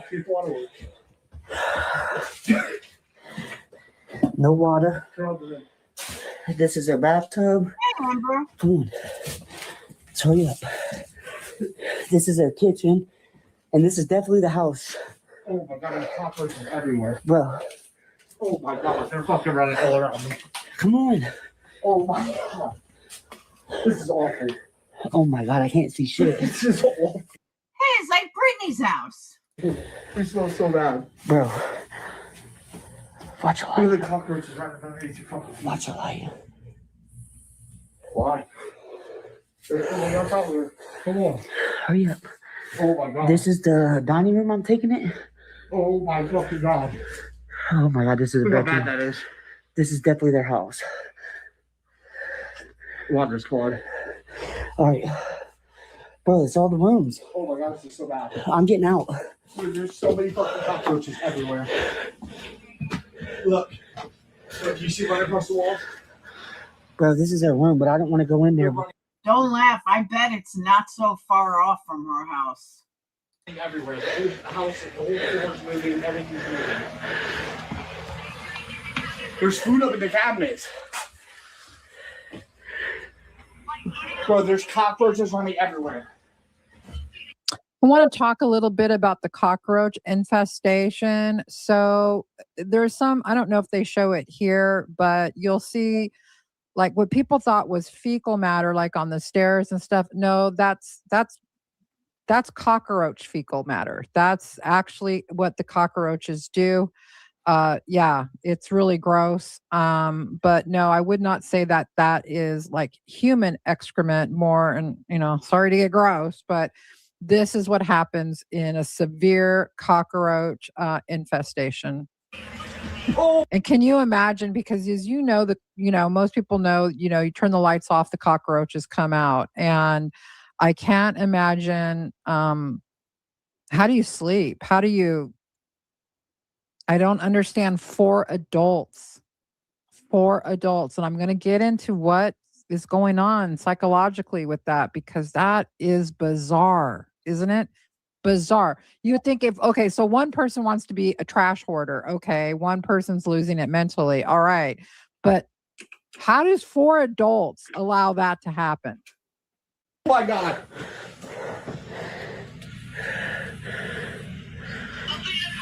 Open the freezer. Oh my God. It's still running. It's running. Oh my god, the cockroaches are running all over me. Oh my I god. gotta get out, bro. Yeah, I gotta get out too. It stinks. We already tried the water. The water don't work. Oh, it does work. It does work. Does it? Yeah. The water works? I gotta get out. It smells so bad. I got you. That's where we're going. Oh my god, the cockroaches. The water does work. Thought it didn't. It smells so bad. Yeah, Dan's recording that. My storage is full. There's beds in here. Yes. Food, water, running. I got Bro, to walk up. I got someone to walk up. Keep going. I need a light. Go man. I left. can't see shit. Here, take this. Oh my god, it's so bad, bro. It's not, my fucking nose is on fire. Oh my god, it's so bad. It smells so bad. Yes, Everywhere. cockroaches everywhere. Well, it may not be this bad, Yarn, but from the pictures that have been shown, yeah, it's this bad. It's not far off. The whole This is floor definitely their moving. house. There's a Chevy S10, and I believe it's a Chevy Impala or a Chevy.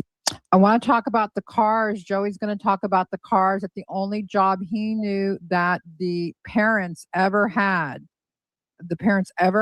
was like getting these cars and then like selling them or trading them, making a couple $100 here and there with some kind of a car. See, look at their deterioration. I mean, even their deterioration is horrendous. I mean, his eyes still look weird, but they look like a normal couple here as compared to what they look like here. I mean, it's 2018. It's not that long ago. So something happened to all of them. Buying cars, used kind of beat up cars. I don't know. Maybe somebody out there knows about people that do that. I don't know what that's about. But as far as Joey knows, that is the only real job that the parents ever had. And maybe it looks like maybe they were still doing that. Also, Joey said that the father was getting assistance because he didn't know how to read or write. I don't know if that's true or not. I can't imagine. Okay. Malibu. It's a van. Or It's a Malibu no, it's a Chevy Cobalt. or a Cobalt Equinox. Oh my god, it's so Look, bad. there's their license plate. We already Google see the a license plate. Google the license plate if y'all don't believe this is the house. Oh my god. So definitely the house. It's so bad. We might have to Come go on, back and Jake. do a video, but I need How do you turn the light on? Let's just go. Fuck it. Okay, so that's the end of that video.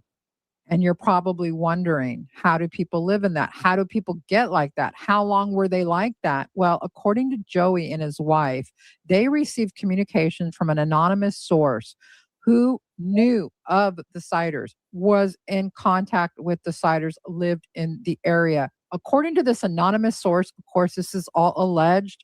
We don't know anyway. We can't verify this. It's anonymous. But this person reached out to Joey and his wife and said the house was not like that for a long time. This person said in the last 2 months it got like that. So this person is just saying in the last 8 weeks it got like that, meaning 8 weeks from the June 30th, the time of the arrest. Is that true? I don't know. You may be wondering, can a house get that bad just in 8 weeks? Yeah. I would say I'm not sure, especially with the buildup of the. It can because of the amount of people that were in there. If there were only like 2 people in there, I'd say no. But you're talking 18 people in there. If 18 people are making a mess, then yeah, it can happen. That's a lot of people.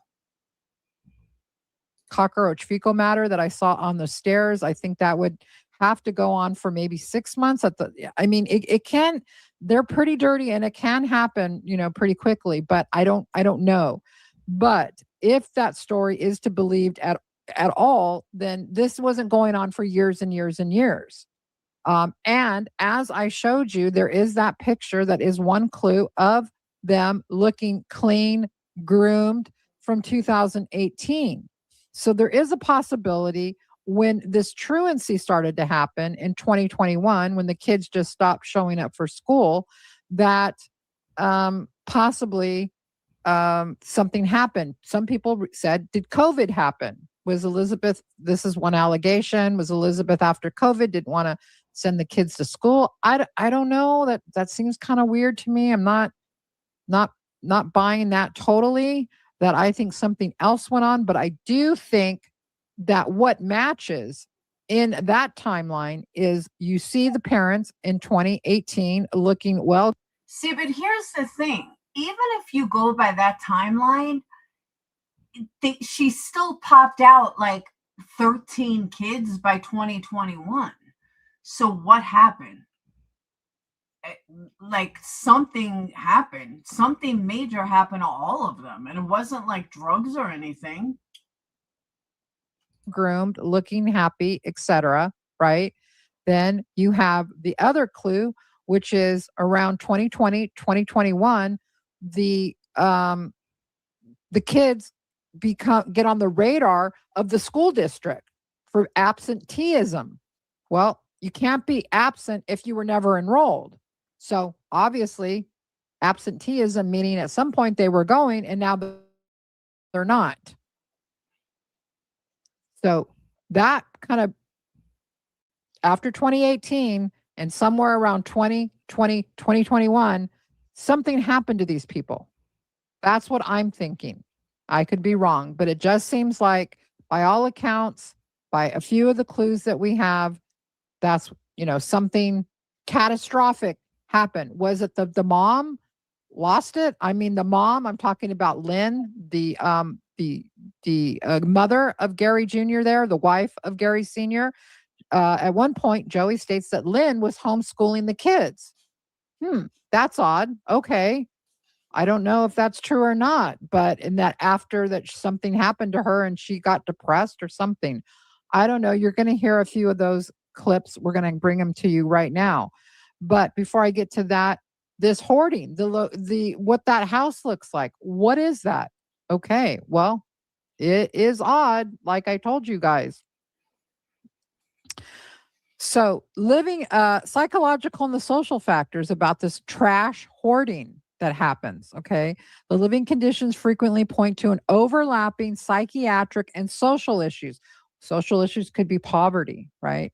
And Damon, I'm not disagreeing with that. I just feel like you don't have, like, the Duggars didn't keep all the kids in one room.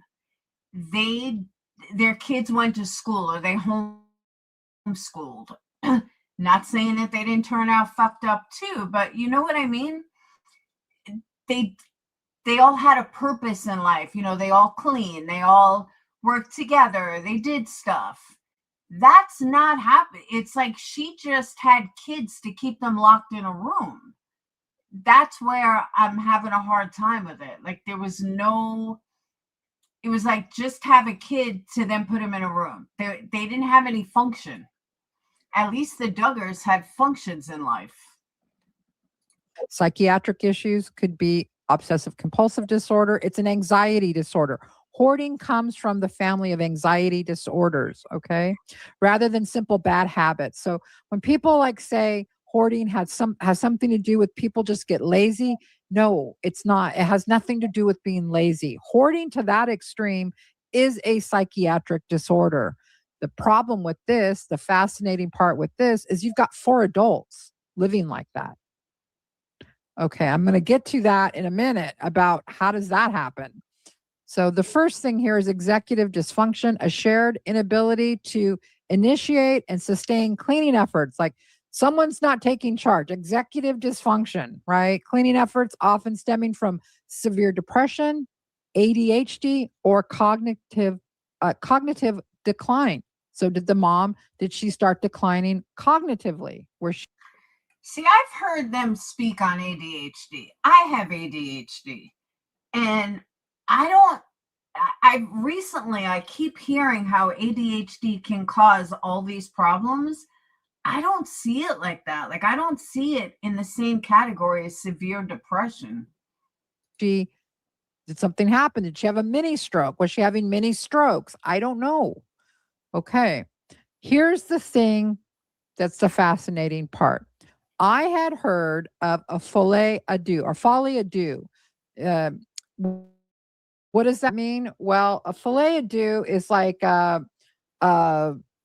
two people in a shared delusion. It's French, right? And I know I'm butchering the French word Like Craig and BJ. for it, okay? But this is four people. So I've heard of the filet à deux. I know I'm saying it wrong, but learned all Filet à deux. There you go. about it in nursing school, and when I did my psychiatric nursing course, heard about it. I never saw a patient that had it or patients, because it's a thing. A do is two, right? So I've heard of that, but I had never heard of this, which is filet. It's shared apathy, which they're calling it, and the See, this is a French education channel. You learned a new French word. Filet. Now I forgot it. other term for it that I looked up, it's madness by many. Madness or craziness or delusion by more than one.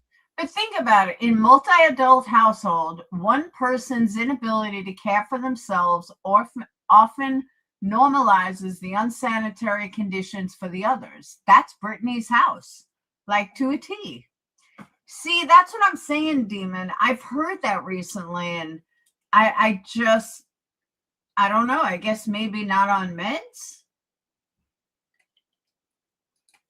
By many. And it's folie à plusieurs. I listened to it to pronounce for this video, but it's plusieurs. Sorry. Yeah, I took Spanish for 4 years. My French, not so much. Okay. But so this is what was going on with them. This shared apathy, this madness of many is the other way to look at it.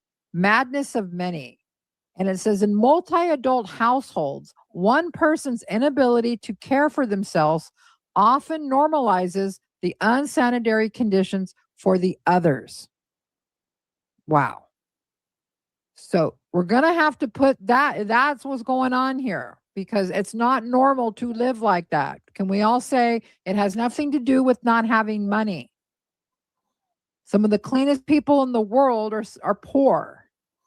And some of the yuckiest people, grossest, untidy people in the world are rich, right?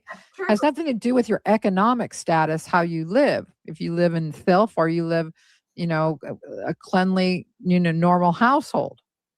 But this goes beyond just being kind of dirty. This is hoarding, trash hoarding, cockroach infested. Normal people aren't going for that. Yes. And we know that, Duggars kept it clean. They used all their kids to clean. That's what I'm saying. That's why I think it's different. No. I'm not staying here. No. We got to do something. But think about shared apathy. Craig can't take care of himself. Craig doesn't even leave the house. And they both normalize living with roaches. They both think it's perfectly normal. About this, right? Then you have your kids living like that. And that's where people are having a hard time with Elizabeth. And I'm right there. I'm there with you guys. I'm like, what?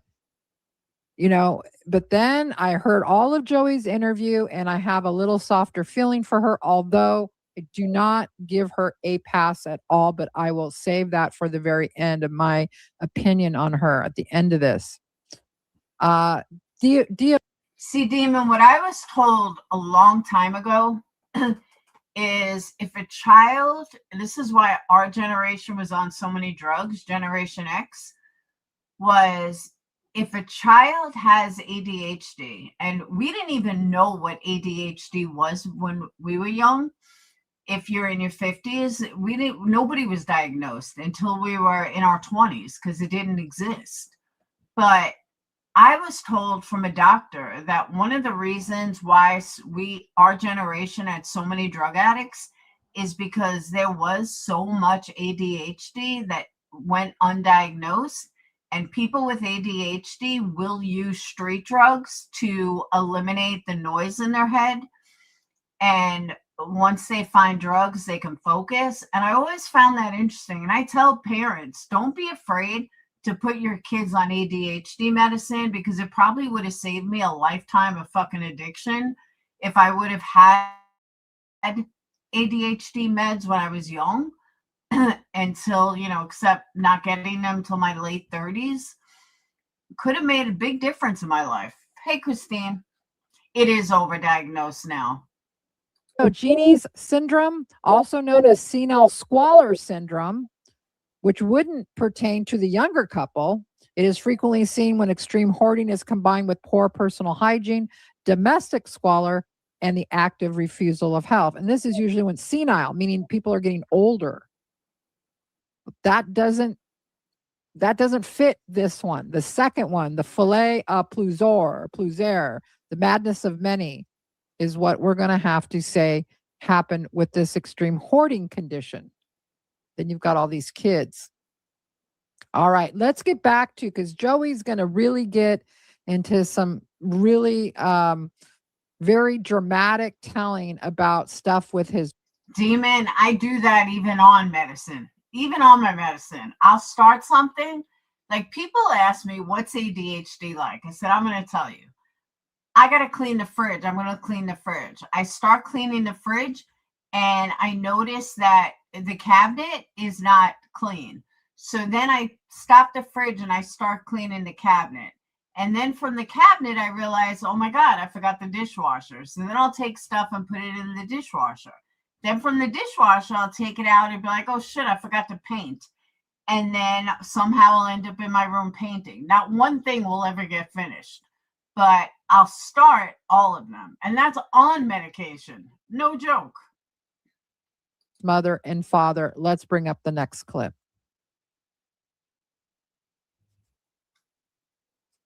Elizabeth is a victim. So we think she is, just based on what she looks like, based on the fact that she hasn't made any attempts to reach out to anybody.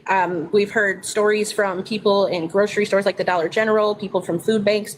They have all said that she always looked scared and nervous. They said that she wouldn't speak to people. So we're just going off of assumptions, but we have made it perfectly clear that the bruises as well, we want her to be evaluated and go through extensive forensic oh my goodness, sorry. We want her to go through extensive questioning to figure out if she is a victim, because if she's not, we're not going to support her. No, if they say that she 100% is capable, she knew what was happening, and this is her fault, we want her to see the justice, because the kids did not deserve this. They did not be asked to be born into this. What I think happened, I think my sister I think they finally got her off alone. And I don't want to say she was tied up, because that just puts a lot of bad things in my head. I don't want to say that. I don't want to picture my sister like that, because that's just something we don't picture. And I think she was forced to have them kids. I think she's got a little bit of, what is that, Stockholm? Okay, so let's get to the next clip. Kid, the oldest. I know. I was just explaining to you. I put my hands on her. She, I'm gone. Yes, they were really We don't know who he exposed himself to. I don't know. Used anymore. Okay, I'm sorry. That was we got to the exposure one. All right, let's get to the next one. Joey was wrong about her age when we went on the first podcast. Yes. It happened a long time ago. Everything was still really fresh. So he was wrong about the age, and he's come out and said he was wrong about the age. It was 14. He was a year off. You also have to remember, Joey was no longer living in the home when this happened. At this time, he was either in jail or he was with his ex-wife. I mean, his son, Tyler, is just about to be 19 years old. He was already having his own children. Okay, so that talks about how that 13-year-old story got told and that it was Joey. Because it's very common in that, they could have had some income on the side that we did not know about. Lynn and Gary, as far as I knew, they had Social Security coming in. I knew that, and they would trade cars here and there. They would trade it. So there's the trading cars. Lynn and Gary, the older couple, the mom and dad, supposedly had Social Security, and they traded cars. Whatever trading cars means. Okay. Plus money. They would get a car and tell them they want like $50 or $100 to trade with it. Other than that, I've never seen neither one of them work. Now their daughters, they all work. They all work. I will say this about his parents. They are. God, thank you, Tony. Are great people now. Now, this part is about Joey's parents. I will say this about his parents. They are great people now. Okay. All work. They all work. I will say this about his parents. They are great people now. They are hard workers. They try their best. They're very, very good to their grandchildren that are at their home constantly. They're very good to Jeremy. They're very good to us now. I don't know how they got the exercise. What it is The brother is Jeremy. This is the golden child. And I don't want to reveal pictures of the children or what, but on Lori, the mother's, on her Facebook page, lots of pictures of, I believe, must be Jeremy's kids, very involved with them and with Jeremy. So looking like, yeah, he's the favorite. they were just too young then too. I don't think they were ready. She's saying that Lori and Brian were too young, her at 15, pregnant, getting married, saying they were too young to have a family and kind of using that as an excuse for the abuse they did to, well, the abuse that Joey claims that his parents did on both him and Elizabeth. Chloe is the oldest daughter of Elizabeth and Gary Jr. Well, what about Linda? Linda Siders was the one that was giving his mom the updates. She was the one. Okay. So here is the only way that the mom, Lori, found out anything about her daughters, about her daughter or her daughter's kids, her grandchildren, was from the daughter of these two people, a woman named Linda Siders. Linda Siders, they all live in the same area, would run into Lori occasionally and give Lori updates about the kids. It was the only way, according to Joey and his wife here, that the mom, Lori, ever found out anything about her own daughter or her grandkids. That basically Elizabeth had cut them off. Elizabeth was not communicating after she left at 15. She stopped communicating with her mother and father and with her brothers. That would run into Joey's mom, either around town or in Joey's mom's work, and she would give her updates about what was going on. No, they did not go to school. They were homeschooled by Lynn herself. And I guess when she started deteriorating, that's when they stopped. So he's saying that Lynn, the mom, homeschooled the kids. And when she started to deteriorate, all of these are allegations that homeschooling stopped. Most of us aren't buying that. Most of us think schooling stopped around 2021. Interestingly, when the oldest daughter was around 13, 14. Both of the parents. See, that's the thing. If she was 13 or 14 when she stopped going to school, then she had to know how to read and write. I mean, you're going to know that by the time you hit 13. She stopped at 14. He stopped at 15 at school. Then you've got the parents getting married. She's getting married at 15. It sounds like this is a generational way they live. I don't know. I'm just saying I'm seeing a pattern here with these people. Education kind of stops at a certain point, right? Now, that wouldn't mean that the education would stop for the 6-year-old that who else does that sound like? Was in school. I don't know what to make of that, but it looks like the oldest daughter got as much education as her grandmother and her mother had. Patterns. I don't know. I don't know. His parents are not speaking to us because they are upset that we're trying to get to the bottom of the truth of everything. They kind of just want all of this to go away. They want him to stop talking about it. They want all of the details. Joey is genuinely concerned for those kids, and he's genuinely concerned about his sister. If they had anything to do with my sister, why ain't people going to them like they are to me? Like, because they know I'm gonna get it out there. I'm gonna get it out there. I'm gonna post it. I don't care how annoying it gets, how big it is. I'm gonna post it just to let them know, hey, I'm getting information. I don't care. I don't care who makes us look bad. I don't care. If it makes that AG look bad, cops look bad, or my sister look bad, I don't care. It's getting posted. And there's no such thing as me not being allowed to be on the live because I'm a wanted felon. That's not true. And I can go get the paperwork to prove it.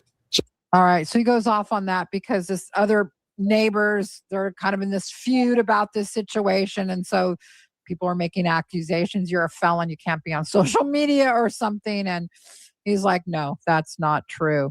All right, let's get to the next clip. It's very interesting.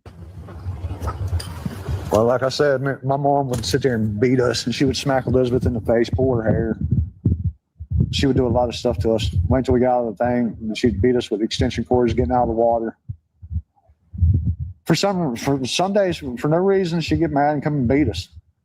She just beat me and my sister. Like, literally, me and my sister did not want to be at the house.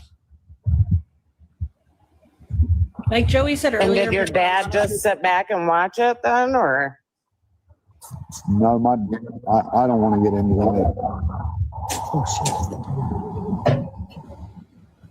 My dad's not who he's a good man now, but he didn't used to be. No, Demon, that's what the brother said. She's just repeating what Joey said, what this guy said. This guy's the one that said that he was the favorite, the golden child. That all came from the brother, not the creator. She's just repeating what he's saying. I can relate. I can totally relate. So that man is the only man I'm scared of in this whole world. It's one of the ones I'm only scared of in the whole world too. So I completely understand that feeling. Like, that man put me in the hospital for 2 weeks. Yeah. And all the cops did was took him down there, asked him if he was all right, and let him out. Kicked me out of the house, made me live with my Aunt Christy. They didn't Did charge he him. do the same kind of things to Elizabeth then? Yeah, well, me and her got it bad, yeah. And all these people are going to say that's not true. Like, live it, then come tell me. Me and my We sister honestly aren't very sure who Piper is. Okay, so that was tough listen, right? About the parents. And what I ascertained from all of this is that Joey says parents got married really young and they were super abusive, as only to him and Elizabeth. That Jeremy, the middle child, seemed to be called the golden child, didn't get a lot of the abuse, which is very interesting. Usually you might be the baby, and usually only one child is usually focused abuse. Like if there's multiple children, a lot of times, and this is from studies, a lot of time the abuser focuses on one child and that one child gets all the abuse. But here, according to Joey, it was equally bad for him and his sister growing up. Now he's giving his parents a pass. Now my dad's a good guy now.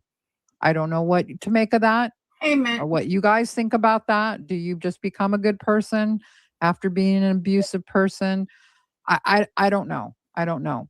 But we're going to get to the next clip. Hold on. These last two clips are very telling. Joey is asked here if he knows if his sister and his brother-in-law, Gary Jr., ever got any type of government assistance for any of those kids. So far, the answer, nobody knows. We know that the parents, the older parents, right, were getting on SSI. They were on assistance. But reports say that they can't find where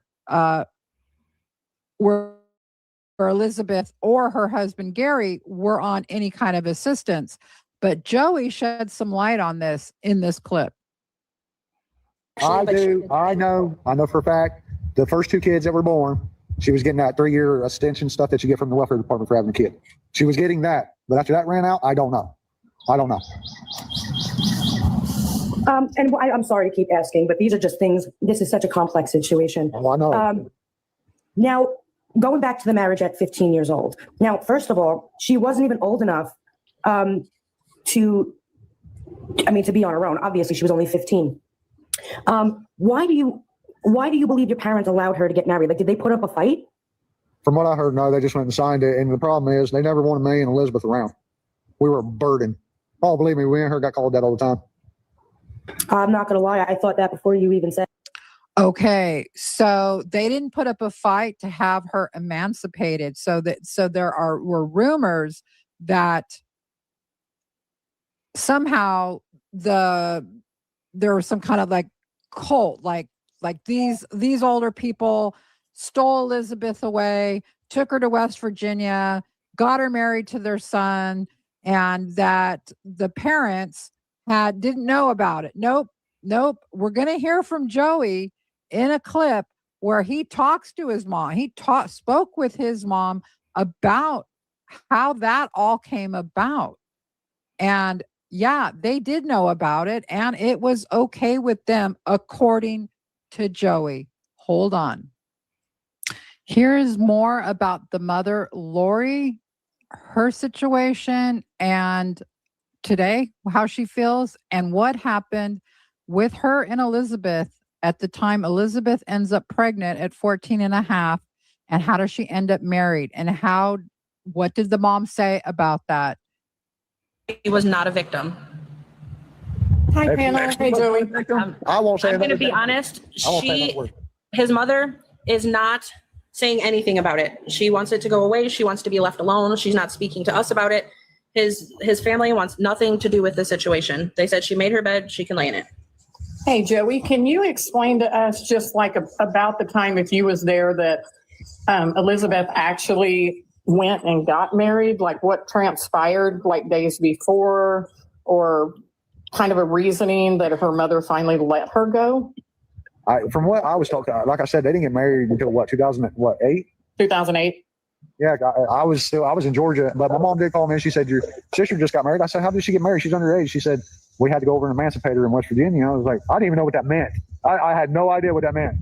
And she told me that that's where they sign all the rights, and she pretty much becomes an adult. And I asked her why she did it, but she really never gave me that. Do you think it was because she never really gave me anything of that? She never answered him. But they were involved. They were willingly involved. She said, hey, your sister got married. Told him that. Not, oh my God, guess what happened? This horrible, right? No, your sister got married. Well, it's normal. She got married at 15 herself. I'd be interested in her parents, her mother. This pattern. because of her abuse at home? I would say so. And part of me being a real big problem at home. So he says that partially he thinks, yeah, she escaped. She wanted to get away from the abuse. All right. We have one more clip. Look, all kinds of different social media. It's on Reddit, it's on TikTok, it's on Instagram. A very lot. Hell, half the time I wanted to go to jail myself, and I'd go over and ask the probation officer to send me to Sauter County Juvenile Detention Center. Her name is Julie Elliott. Ask Gary Dollars. I would actually beg them to send me to jail because I didn't want to be home. Honestly, all bullshit aside, I could not fucking imagine not wanting to be home. Like, I wanted to be home. I mean, I loved my parents, but I couldn't imagine growing up without having home as a safe space. I just can't even comprehend it. I ain't glad that she got out the way she did, but because this happened. If it would have been any other circumstances, I would have been saying, I'm glad she got out, but I'm not glad in these circumstances. Yeah, we think it's really odd that she didn't want her mother to have a picture of her either. Oh yeah, I blame her. That also has a lot. Maybe the woman on the porch with Lynn, Gary Sr. This is the part about that I kind of went over already. The daughter of these people, Linda Siders, their daughter, one of their daughters, I guess they have 4, and then they have 4 daughters. As much as I can ascertain, I really, really haven't gotten too deep into them yet. And then their son, Gary. But one of their daughters named Linda is the one that was in contact with Lori, telling Lori about her daughter, Elizabeth, and Elizabeth's kids. It was the only way Lori could find out was from this Linda Siders. Don't know if she's married, but maiden name Siders. So that's what they're talking about. Is their daughter, Linda. Their daughter, Linda, is the one that was going to the house, and she is the one that was updating Elizabeth and Joey's mother on everything that was going on with Elizabeth. They were completely at her mercy for updates.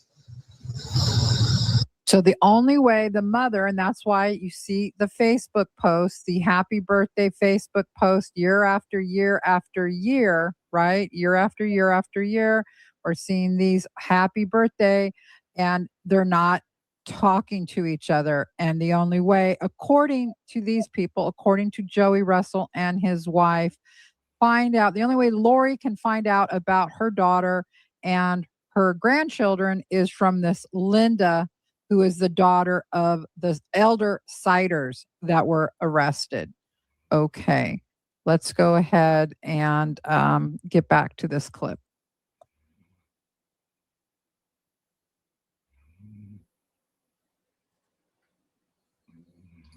Quick side note, when Clue's mom got into a car accident, it really got me thinking that I should add my mom onto Life 360. So it's so fun watching her travel.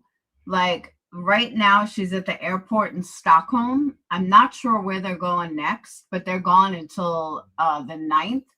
But it's so fun. Like I was telling Sage, I was like, we can track Grandma and Howard wherever they go. And I just got a notification that she was at an airport. And I don't know where they're going. I think Bora Bora. I don't know.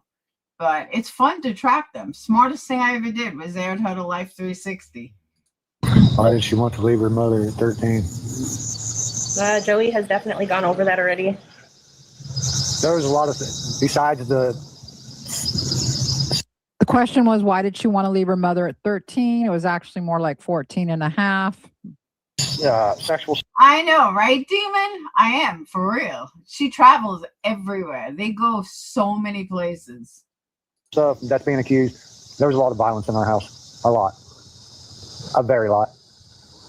Hell, half the time I wanted to go to jail myself, and I'd go over and ask the probation officer to send me to Sauter County Juvenile Detention Center. Her name's Julie Elliott. Ask her. Ask Jerry Dollars. I would actually beg them to send me to jail because I didn't want to be home.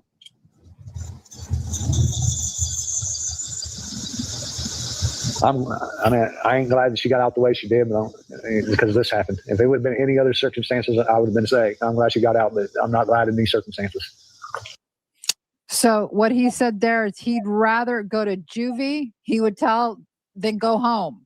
Lock him up instead of going back to his home with his parents. Sounds horrendous. Sounds like a horrible, horrible childhood at the hands of these two people. Again, these are just allegations from their own son. And rightly so, he said, well, not rightly so, but he also says, and here's the other brother, Jeremy, as we have said, the middle child, and then Elizabeth. Oh, trust me, I know. Believe me, I need to find a man like Howard. 100%. Who is the baby. And then there is Joey, who is the oldest, and the mother, Lori, pregnant at 15 herself, gives birth to Joey at 15. Then you have Elizabeth repeating the pattern, and maybe Lori and maybe the father, Brian, find getting married at 15 acceptable. I don't know. But growing up in that kind of horrendous abuse does something to anyone psychologically, including Elizabeth. What does it do to a person? Can a person turn out like Elizabeth? And what is going on there? And at what point do you hold her criminally responsible for her children living in those conditions? One child had to be airlifted and was one day away, according to authorities. Of course, this is an allegation too, was one day away from death. So some will say, regardless of the psychological component of growing up in that kind of an abuse, there still has to be some kind of justice meted out against her. And I'm just focusing on Elizabeth in this video. But there are mitigating circumstances. If all of these allegations turn out to be true, there are some mitigating circumstances. So let's talk a little bit about what type of psychological component could happen with Elizabeth growing up in that kind of an environment. Basically, if any of you know of an addict or someone that's, in a 12-step program, or somebody that, or maybe you are and have experience with it yourself, you know that part of that is whenever you started to do your drug of choice or drink, whatever age you were when that started. Let's say you were 16. Your growth and development stops. You are 16 until you get help. You don't mature past that age. See, I never bought into that because I did my first drug. I was 11. I did not, hey, Kaz, I did not stay at 11-year-old mentality my whole life or until I got sober. That would have meant I was 11 until I was in my 40s. So that's just not even true. You know what I mean? So that's the only thing I don't agree with that. And we know this goes with abuse too. So kids that grow up in abusive kind of homes, not, let's say it started at 2, you wouldn't stop maturing from 2, but your growth and development is stunted from that in many ways, like an addiction takes over. It's the same kind of principle because your brain chemistry is altered. And so here's just some little tidbits I thought that I would share that you guys might find interesting and to take into consideration when we talk about Elizabeth Siders and what type of justice should be meted out against her.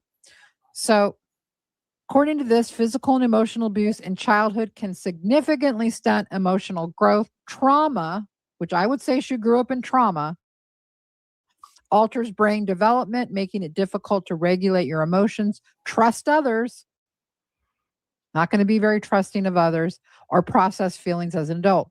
However, because the brain possesses neuroplasticity, healing and growth are always possible with professional support. So that's the good news. She can get help. She can get help, all right? Her brain can be healed, but she would need to get intensive professional help. Exactly, Jenny. So specific ways this abuse disrupts emotional development include altered brain structure. Toxic stress from abuse can stunt the growth of the hippocampus, which regulates emotions, and overactivate the amygdala, which controls fear and survival instincts. You might as well, if you've heard of somebody being triggered, or maybe you've been triggered, and your adrenaline switches on, and you're in a panic attack. That's called a panic attack, right? And a lot of times when people have suffered severe abuse, they can have a panic attack with no trigger. It just happens.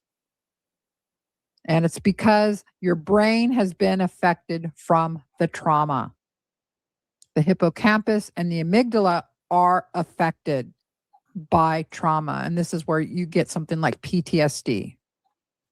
Emotional dysregulation. Survivors often struggle to identify, express, and manage emotions. This can manifest as emotional numbing. Have anybody numbed themselves emotionally? Right. Sudden outbursts or persistent anxiety and depression. These can be all the things that are happening with Elizabeth year after year after year. Can you imagine just being pregnant for like 20 years in a row? I mean, she's been pregnant. And you know what she does that I have not seen? I really haven't seen any creator do. The way she footnotes where she got it from, that's interesting. I have not seen too many people do that, like where they actually footnote it. Since she was 15, consistently. Relationship difficulties. Growing up in an unsafe environment can lead to profound trust issues, fear of intimacy, or an insecure attachment style in adult romantic and platonic relationships. I want to say something about the pregnancy part too, because there are a lot of people who choose to have big families. Some women love being pregnant, and there's no problem with that if that's your choice. You know what I mean? I don't know if it was Elizabeth's choice to be pregnant year after year after year after year after year, right? And of course, you wouldn't want to be having child after child after child after child if you have no income really to speak of. Agreed. Okay. And lastly, but not least, defensive coping mechanisms to survive the trauma. Children often develop maladaptive behaviors like disassociation, people pleasing. I would put Elizabeth in the people pleasing category, definitely. She was people pleasing her in-laws and her husband. I can almost bet my life on that. And I would say Elizabeth also had what's called hypervigilance. And I can say that from the interview of the cashier at the Dollar General. By the way, she talked about how Elizabeth acted. It's hypervigilance. And anybody that suffers from any kind of trauma, PTSD, understands hypervigilance. You're in a constant state of vigilance. Everything could be okay in your life, but you're like looking around like, what? Something is going to happen. Something is going to happen. And I would say that something was always happening with Elizabeth. So her hypervigilance was probably warranted. In her case, she would have to be in therapy for the rest of her life, I'd say, to overcome this. So, should she go to prison? That's the question. What do you guys say? I say I need to know more, and I need to know all of the whole cold hard facts. But based on if this is true about her childhood, I say that these are mitigating circumstances. But still, there's got to be something. I would hope that she could get therapy, and she needs to serve a little prison time probably for this. But it's a tough one. It's a tough one, right? There are people now going around saying they're pro Elizabeth or anti. I'm not either pro nor con her. I feel empathy for her situation, but my empathy lies with the children, really, right? Because no matter what she went through as a child, she still is an adult. No matter how broken and traumatized she still is an adult. But definitely, it's not like a cold-blooded person, right? That's not what you're looking at here. You're looking at a deeply damaged individual coming from, I would say, deeply damaged individuals. Deeply damaged individuals give birth to deeply damaged individuals, and someone needs to break the chain. Maybe the chain is broken now, and maybe her children, Elizabeth's children, will have a fighting chance in life. All right, guys. I hope you enjoyed this video. If you're new to my channel, I hope if you enjoy this content, you'll consider subscribing to my channel and put your notifications on. We will be following this case in its entirety. We'll be covering different aspects of it. If you really, really love our channel and you want to support us, consider becoming a member. That helps us. And that is Becca Scoops. Here is the link to the video. And unlike Demon, I happen to like her. I know Demon doesn't like her, but I actually seem to like her. All of the stuff that she gave was really not her opinion. I mean, she footnoted everything and gave facts for everything. And I haven't watched any of her other videos. It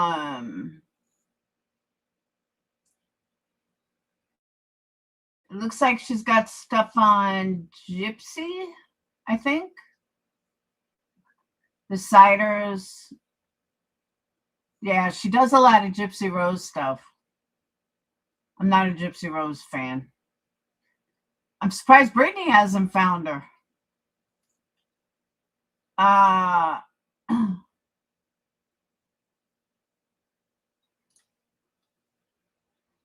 Yeah, she's mostly Gypsy Rose.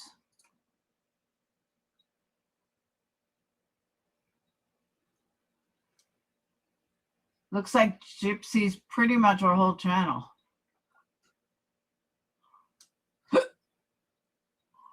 She gets good views.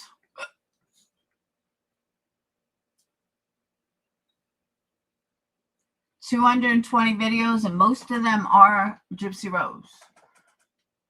Yeah, she will now. You got that right. No, but like I said, I found her the other day. She came up in my algorithm, and I was getting ready. And I'm like, oh, let me listen to her, find out about the story. And like, she was just so detailed. I was like, now this is what I like. Not someone that puts on fluff, not someone that's worried about what they look like, just someone that actually spits out facts and tells a story the way it's supposed to be told. So I really enjoyed her. And oh, by the way, here is, let me also give you, because this is how I found the interview. In the description, where'd it go? Okay, here is the entire, here's the link for Joey's entire interview, uninterrupted. It was from July 6th, and it is 2 hours. It's a little over 2 hours. And he tells everything. So I listened to almost all of it on another day I was getting ready. Parts of it are pretty boring, but it really paints a picture of what their home life was like. Right now, it's just Clue Crew. Granny's is coming this weekend. I had to catch up on some big orders that I was behind on, but I only have like 4 or 5 more orders to make, which I'm going to do tomorrow night after work. And then I'm going to work on the website this weekend. Dayton leaves in 3 weeks. We just ordered his laptop tonight. Oh, I've been spending 2 weeks trying to find him a right one. So we got his laptop tonight. I told him he needs to pick out a book bag and a laptop case, and there's so much to do. We leave August 9th. It's coming up. She loves him, but she hasn't lit him yet. Time waits for no one. Tell me about it. Yeah, August 9th. I can't believe it.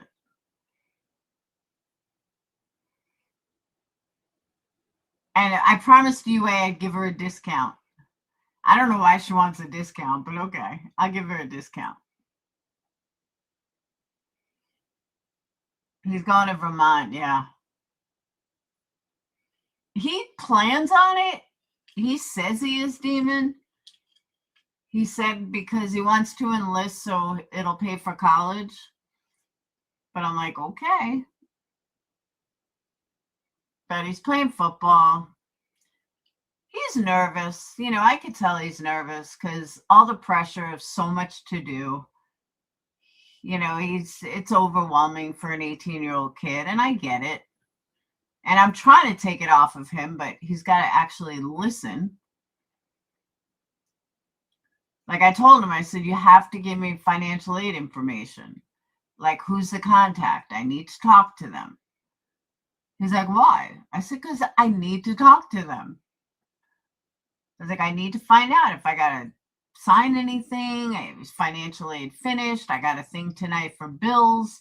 Like a bill is due, which it should go through financial aid.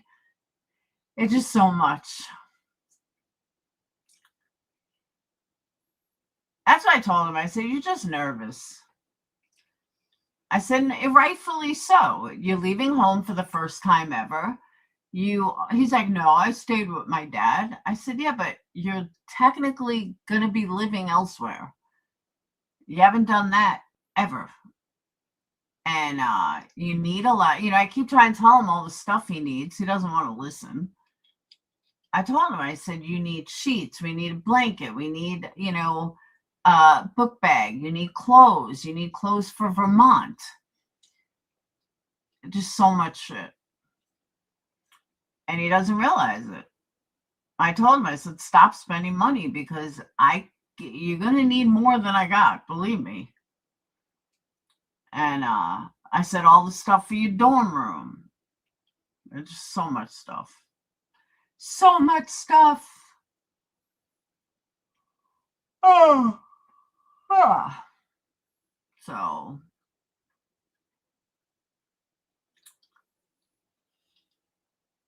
I should make an Amazon list. I really should.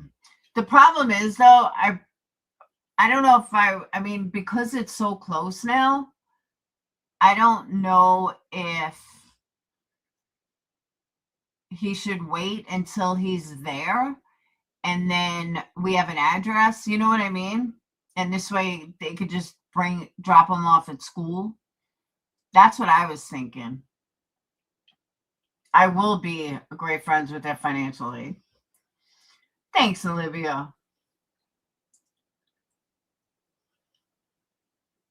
But I even asked Phoenix. I forget all the stuff he's gonna need.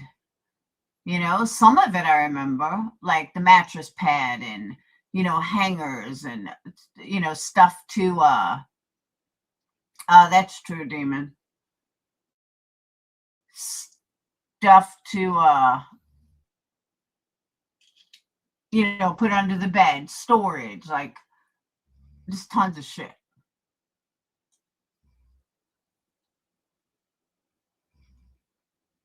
That's true though.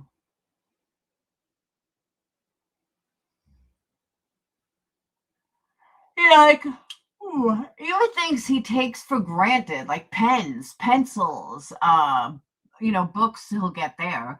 But a stapler, like stupid shit that you don't even think about because mom's got it or it's at home, things for his desk, pen holders. Like he doesn't realize everything he needs.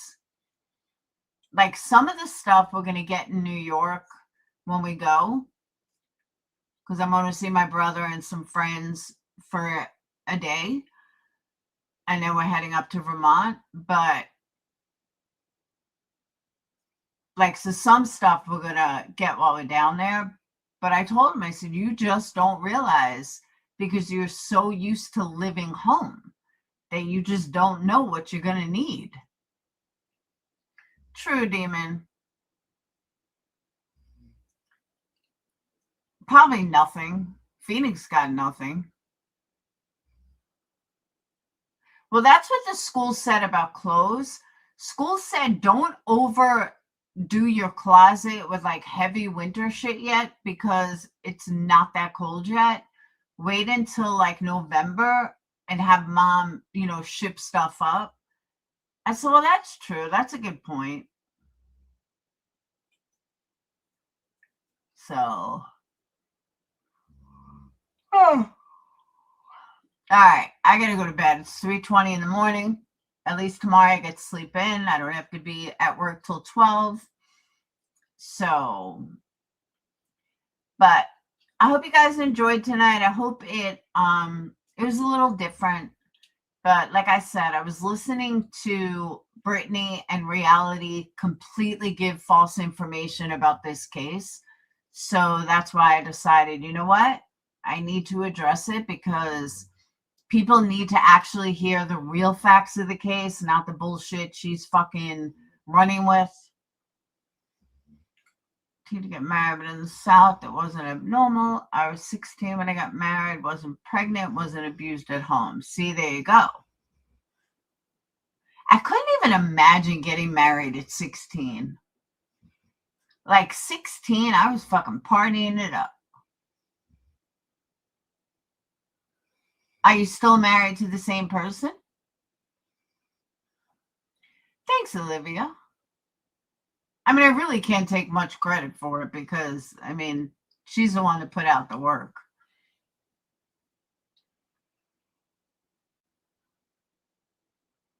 But unlike Brittany, I actually have intelligent thoughts when watching something. Unlike not just Brittany, a lot of people around here.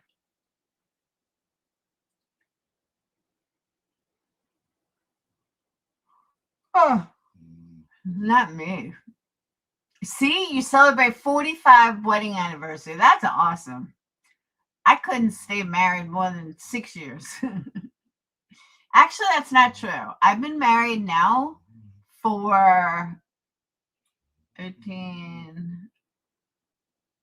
I've been married 13 years. That's the longest I've ever been married. But I mean, it's a marriage on paper, but still married. Break from the drama. No, there are a couple of cases I'm very interested in. This is one of them. Another one I'm interested in is the Lindsay Clancy case, just because I want to see how it's going to turn out. And there's a couple of others that have my interest. Some ones that I've seen pop up. Let me see.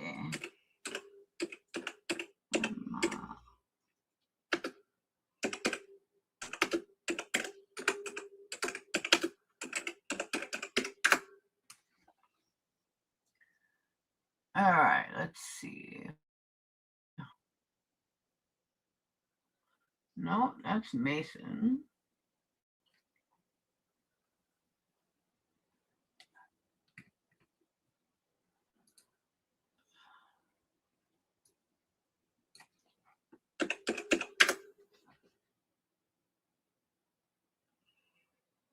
All right. The attack left his mom dead. They given Denise, are you still in here? They give a name now. Kid was Brendan Baker. He was arrested at the scene, being charged as an adult. Bond set for $1 million.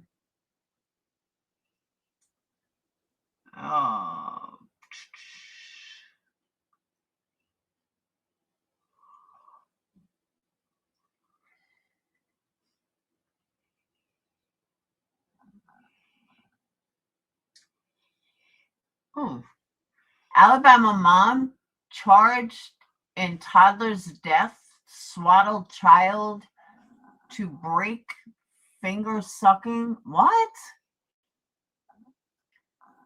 A Chambers County judge is expected to decide within 48 hours whether a Lynette mother charged with murdering a 2-year-old daughter will remain in jail without bond. 22-year-old Sierra Hadaway appeared in court on Monday for Anaya's law hearing that lasted about an hour. I heard about this. Did you guys hear about this? The mother killed the daughter, and the boyfriend, who was also a suspect, shot himself. So now she's taken the whole fall. They were dating, staying at a friend's house. I read about this. I read this. The girl had been bound around her neck and shoulders, waist and feet before she died. They also testified the 2.5-year-old had bruises on her chin that were consistent with the child struggling to move her head in an attempt to breathe. And then the boyfriend took a gun and died of a self-inflicted gunshot wound when he realized that the daughter had died and the mother had chained her to the bed. I heard about this. And she still remains without bond. She pleads not guilty, obviously. But at least he was smart. At least he took his head off. I was just watching a show about them. And I also watched a show about Mackenzie Shirillo. And I went into that case thinking that she did not do it on purpose and that she wanted to kill herself. Well, after listening to Rotten Mango, oh my. Rotten Mango had all 90,000 texts between them. Oh, she absolutely killed him. And he absolutely did not want to be with her. Their text messages are mind-blowing. Like, literally. I could not believe what I was hearing. I was like, wow. They did not like each other. So my view changed. She definitely where she belongs.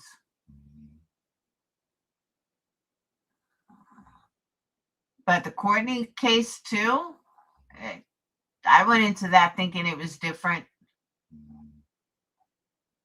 Oh, you didn't see? Yeah, I'll pull it up for you. It was awesome. I was like, damn, I see this case in a whole new light. Where are we? YouTube. My girl.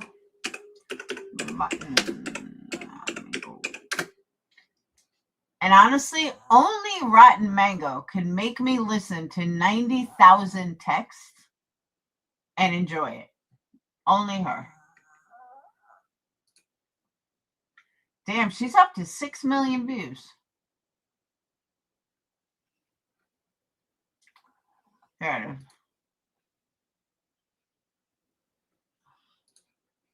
is. It's almost 3 hours. Here's the link. You see my girl Stephanie. But yeah, if you follow the Mackenzie Shirilla, you're undecided on it. She does an excellent series on it. And she got 2.8 million views on this video and will not get $1 for it. It got marked as 18 and up, so she won't get ad revenue. So if you don't have premium, you don't have to worry about an ad because you won't see any. Oh. Yeah, she's got a lot of videos on it. She ended up foiling the whole case, and her and a whole team went through it. So she's got like 10 videos on it, but this one I found really interesting because then again, Stephanie makes everything interesting, but it really painted a picture of how much they disliked each other, and everything that his family is saying is actually true. And she was just insecure. So I definitely do believe that she did it on purpose. And she was so overpowering. So, all right, I am getting off. I am tired. I'm going to bed. I will see you guys tomorrow. Have a wonderful night. And that's it. And thank you guys for the memberships, the gifts, and everything else. How to handle it. So that showed a complete side I didn't know about. She wasn't even a spoiled brat. I mean, if you read once you hear the text, you'll know what I mean. She really wasn't that spoiled. Were her parents fucked up? Absolutely. But she would have done anything to get away from her parents, literally. But she makes it out like, her and Dom had this great relationship. No, she was like one of these psycho chicks that kept pushing him further and further away. And you can hear it in all the text messages. I'm telling you, it's wild. So, all right, I'll see you guys tomorrow. I got to go to bed. Thank you guys for being here, especially the ones that we hear all night. And for those of you on a rebound, make sure you hit the thumbs up. And I'll see you guys tomorrow. Thank you, mods. Peace.